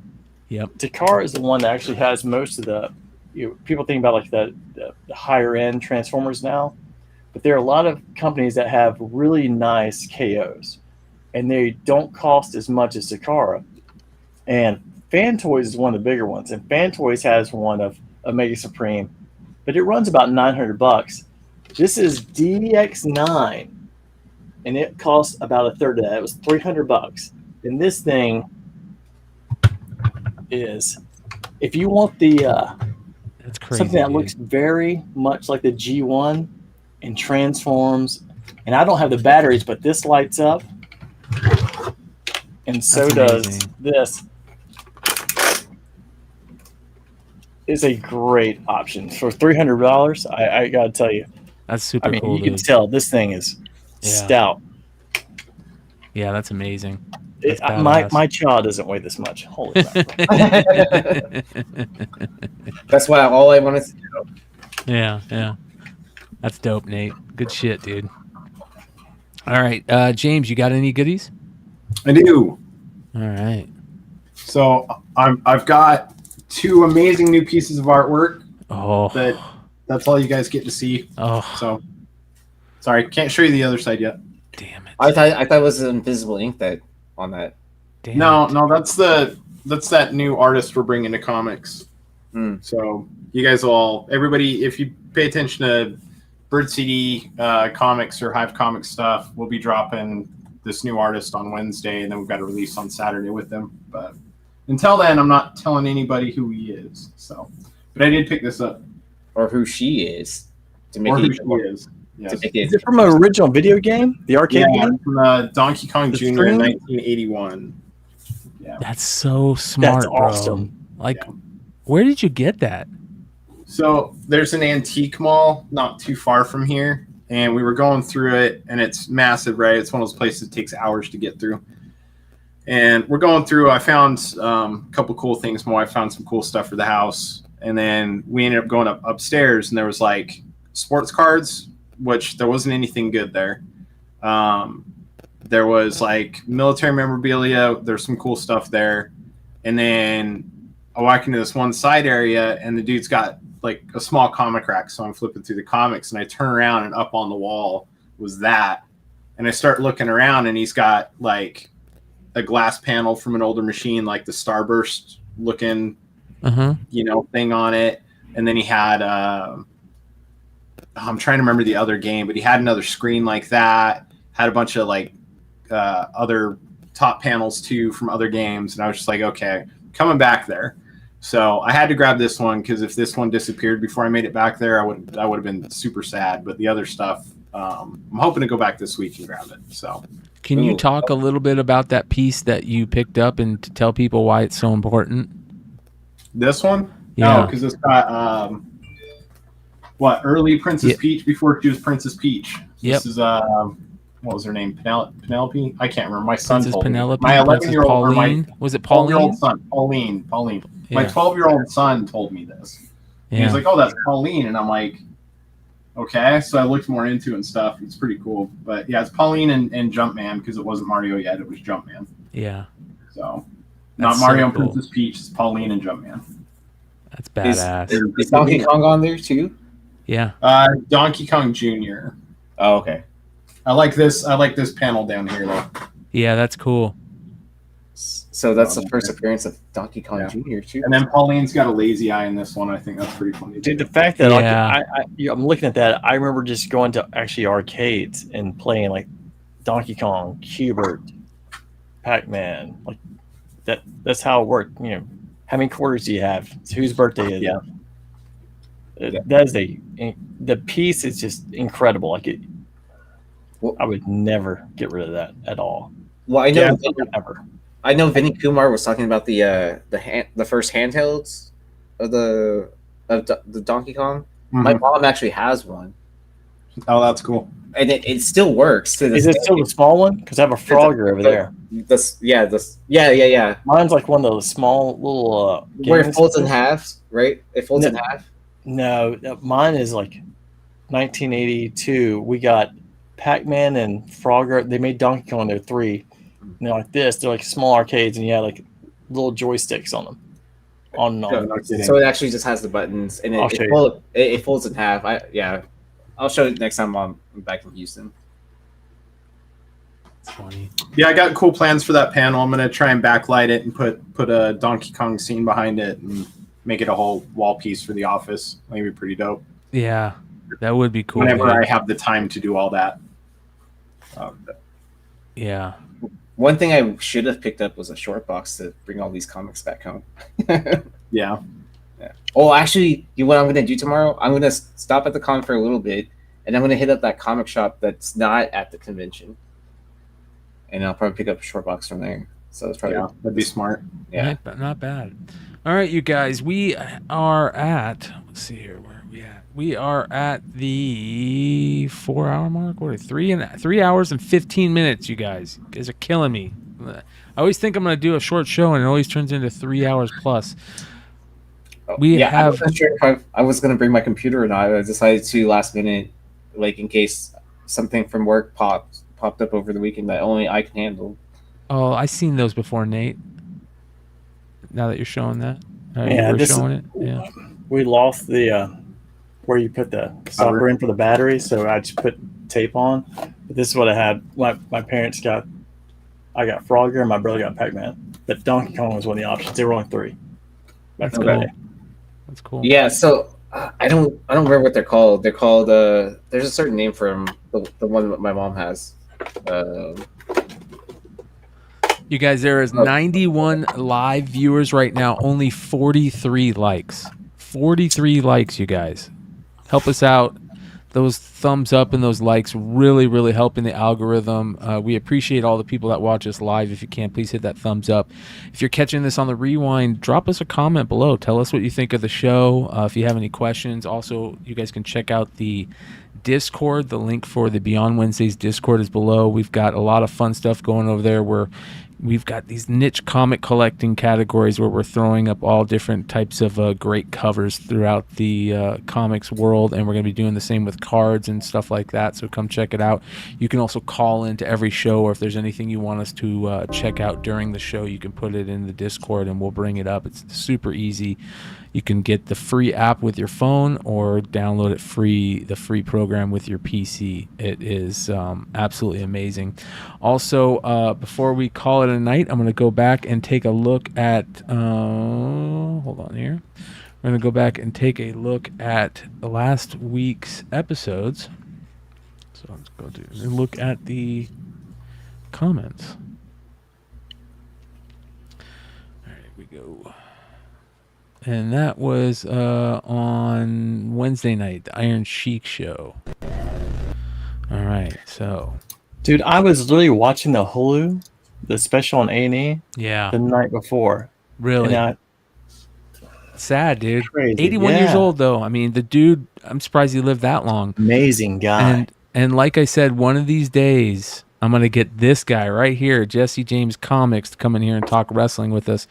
And I would love to hear if he has any good tales about the Iron Sheik and the original jabroni. So, all right. Last Wednesday's episode, let's get into the comments. Let's answer some of these. So if you guys leave comments on the page, I will try and get to them on the show. Leverage Comics says, as a comic book guy from way back who always wanted to dip my toes in the card market, I really appreciate your insight. Really helpful. That was on Yee's presentation, which is great. We're going to get into that more as we go. Yee's got a great little thing he's doing called High, Medium, Low, which kind of helps people out on decisions for collectible items. So good stuff. Shout out to AOA, who just gifted more memberships. One of our OG community members, always dropping the membership gifts. We appreciate him immensely. All right, Leverage also says, I don't want the content to be diminished for a sale, but I like the dual format idea. The reason he's put this comment down is because I put up a poll asking if people would stay around after the show for a collectible sale. I'm working on that right now. With a good friend, and we might have something coming your guys' way. So let us know if you guys would hang around for a collectible sale after the show, if that's something that you guys would want to be part of. All right, Volsi says, good show, my dudes. 100 hip-hop celebrity points if anyone knows the first group LP was in. Anybody know? I'll leave that one for the chat. Let's see if the chat can get that. First group that LP was in, one half of Run the Jewels. That should be very easy. Mad Respect says, haha, I love the ending, but no worries. Anyone who's in the know already knows that Void Rivals. That Void Rivals is what? The jumping on point of Transformers and G.I. Joe? All right. Zen Master says, what about Void Rivals? The suspense is killing me. Not anymore. Black Panther 3 cover. Just had a 9.9 sale for $7.50. Wow. How far the mighty have fallen in that Tosin spec. What do you guys think about Tosin spec? You think Tosin spec is worth picking up at all? I mean, if it's cheap enough, sure. Yeah. Would you pay $7.50 for a 9.9? No. 9.9? No. Of the A cover. How many 9.9s are there? Oh, a ton of them. There's so many. 9.9s? Oh, not 9.9s. I just thought you were thinking about just the A cover. I'm about to say 9.9. Yeah. 750 is a lot for a modern. Well, yeah, I agree. But is it the It's just the A cover. Oh, it's just the A cover. Yeah. Yep. Nah, I pass. thought it was a 125. Yeah, if it was a 125, I'd be in. Yeah. Yeah. Oh, there we go. Hartman got it. before Volsey decided that everybody was morons.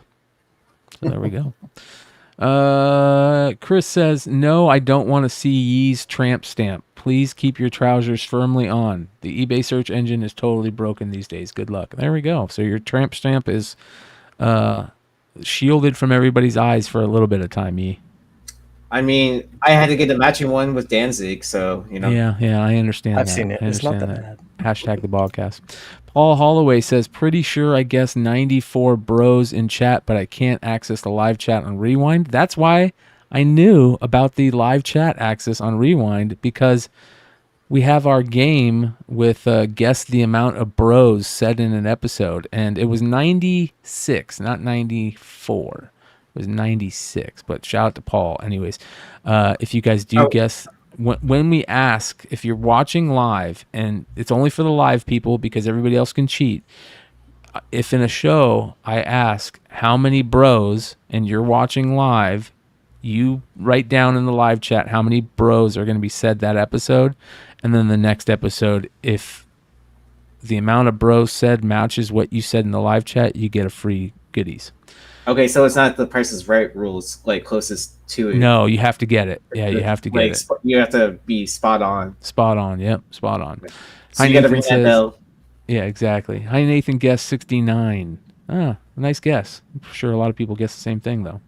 Brad Selden, shout out to our one and only Brad Selden Esquire. Marvel released 4 gold signature books signed by Liefeld or Jim Lee to promote Heroes Reborn, and that was the really cool 22 karat gold Iron Man Heroes Reborn Jim Lee and Stan Lee signed book that we had in the market report on Wednesday. If you haven't seen that market report, check it out. I need to start clipping the market reports again, so I'll start doing that soon. And if you guys want your comments read on the air, just go ahead and leave one, and we'll probably read it on the air. Pretty cool stuff. So, all right. I want to remind everybody to check out Wanted Comics, Rups Comics, Big Clutch Comics, JJ's Comics and Art. I think is that it? I think that might be it on the Void Rivals #1 variant they're doing. Also, go check out the Bird City variant for Void Rivals that they're doing. You guys can see covers to both of those soon. I think the what do they call that? Where you don't do anything, like we can't show anything. Oh, non-disclosure act? Yeah, like the referendum before you can show what the art is, so you don't screw it for everybody, is coming up. So they'll announce it on whatever day that is. But yeah, that being said, much love. Make sure you guys give a follow to all these guys' IG. Make sure you guys are buying books from Hive Comics. And don't forget to check out all the links and all the homies in the description of the video below. You find a lot of good stuff, a lot of good information there. And make sure you guys go sub up to Richie's new channel, Spec Media. Let's get him to 700 subscribers so we can give away something cool the next time we see you. And that being said, we're out of here. Peace.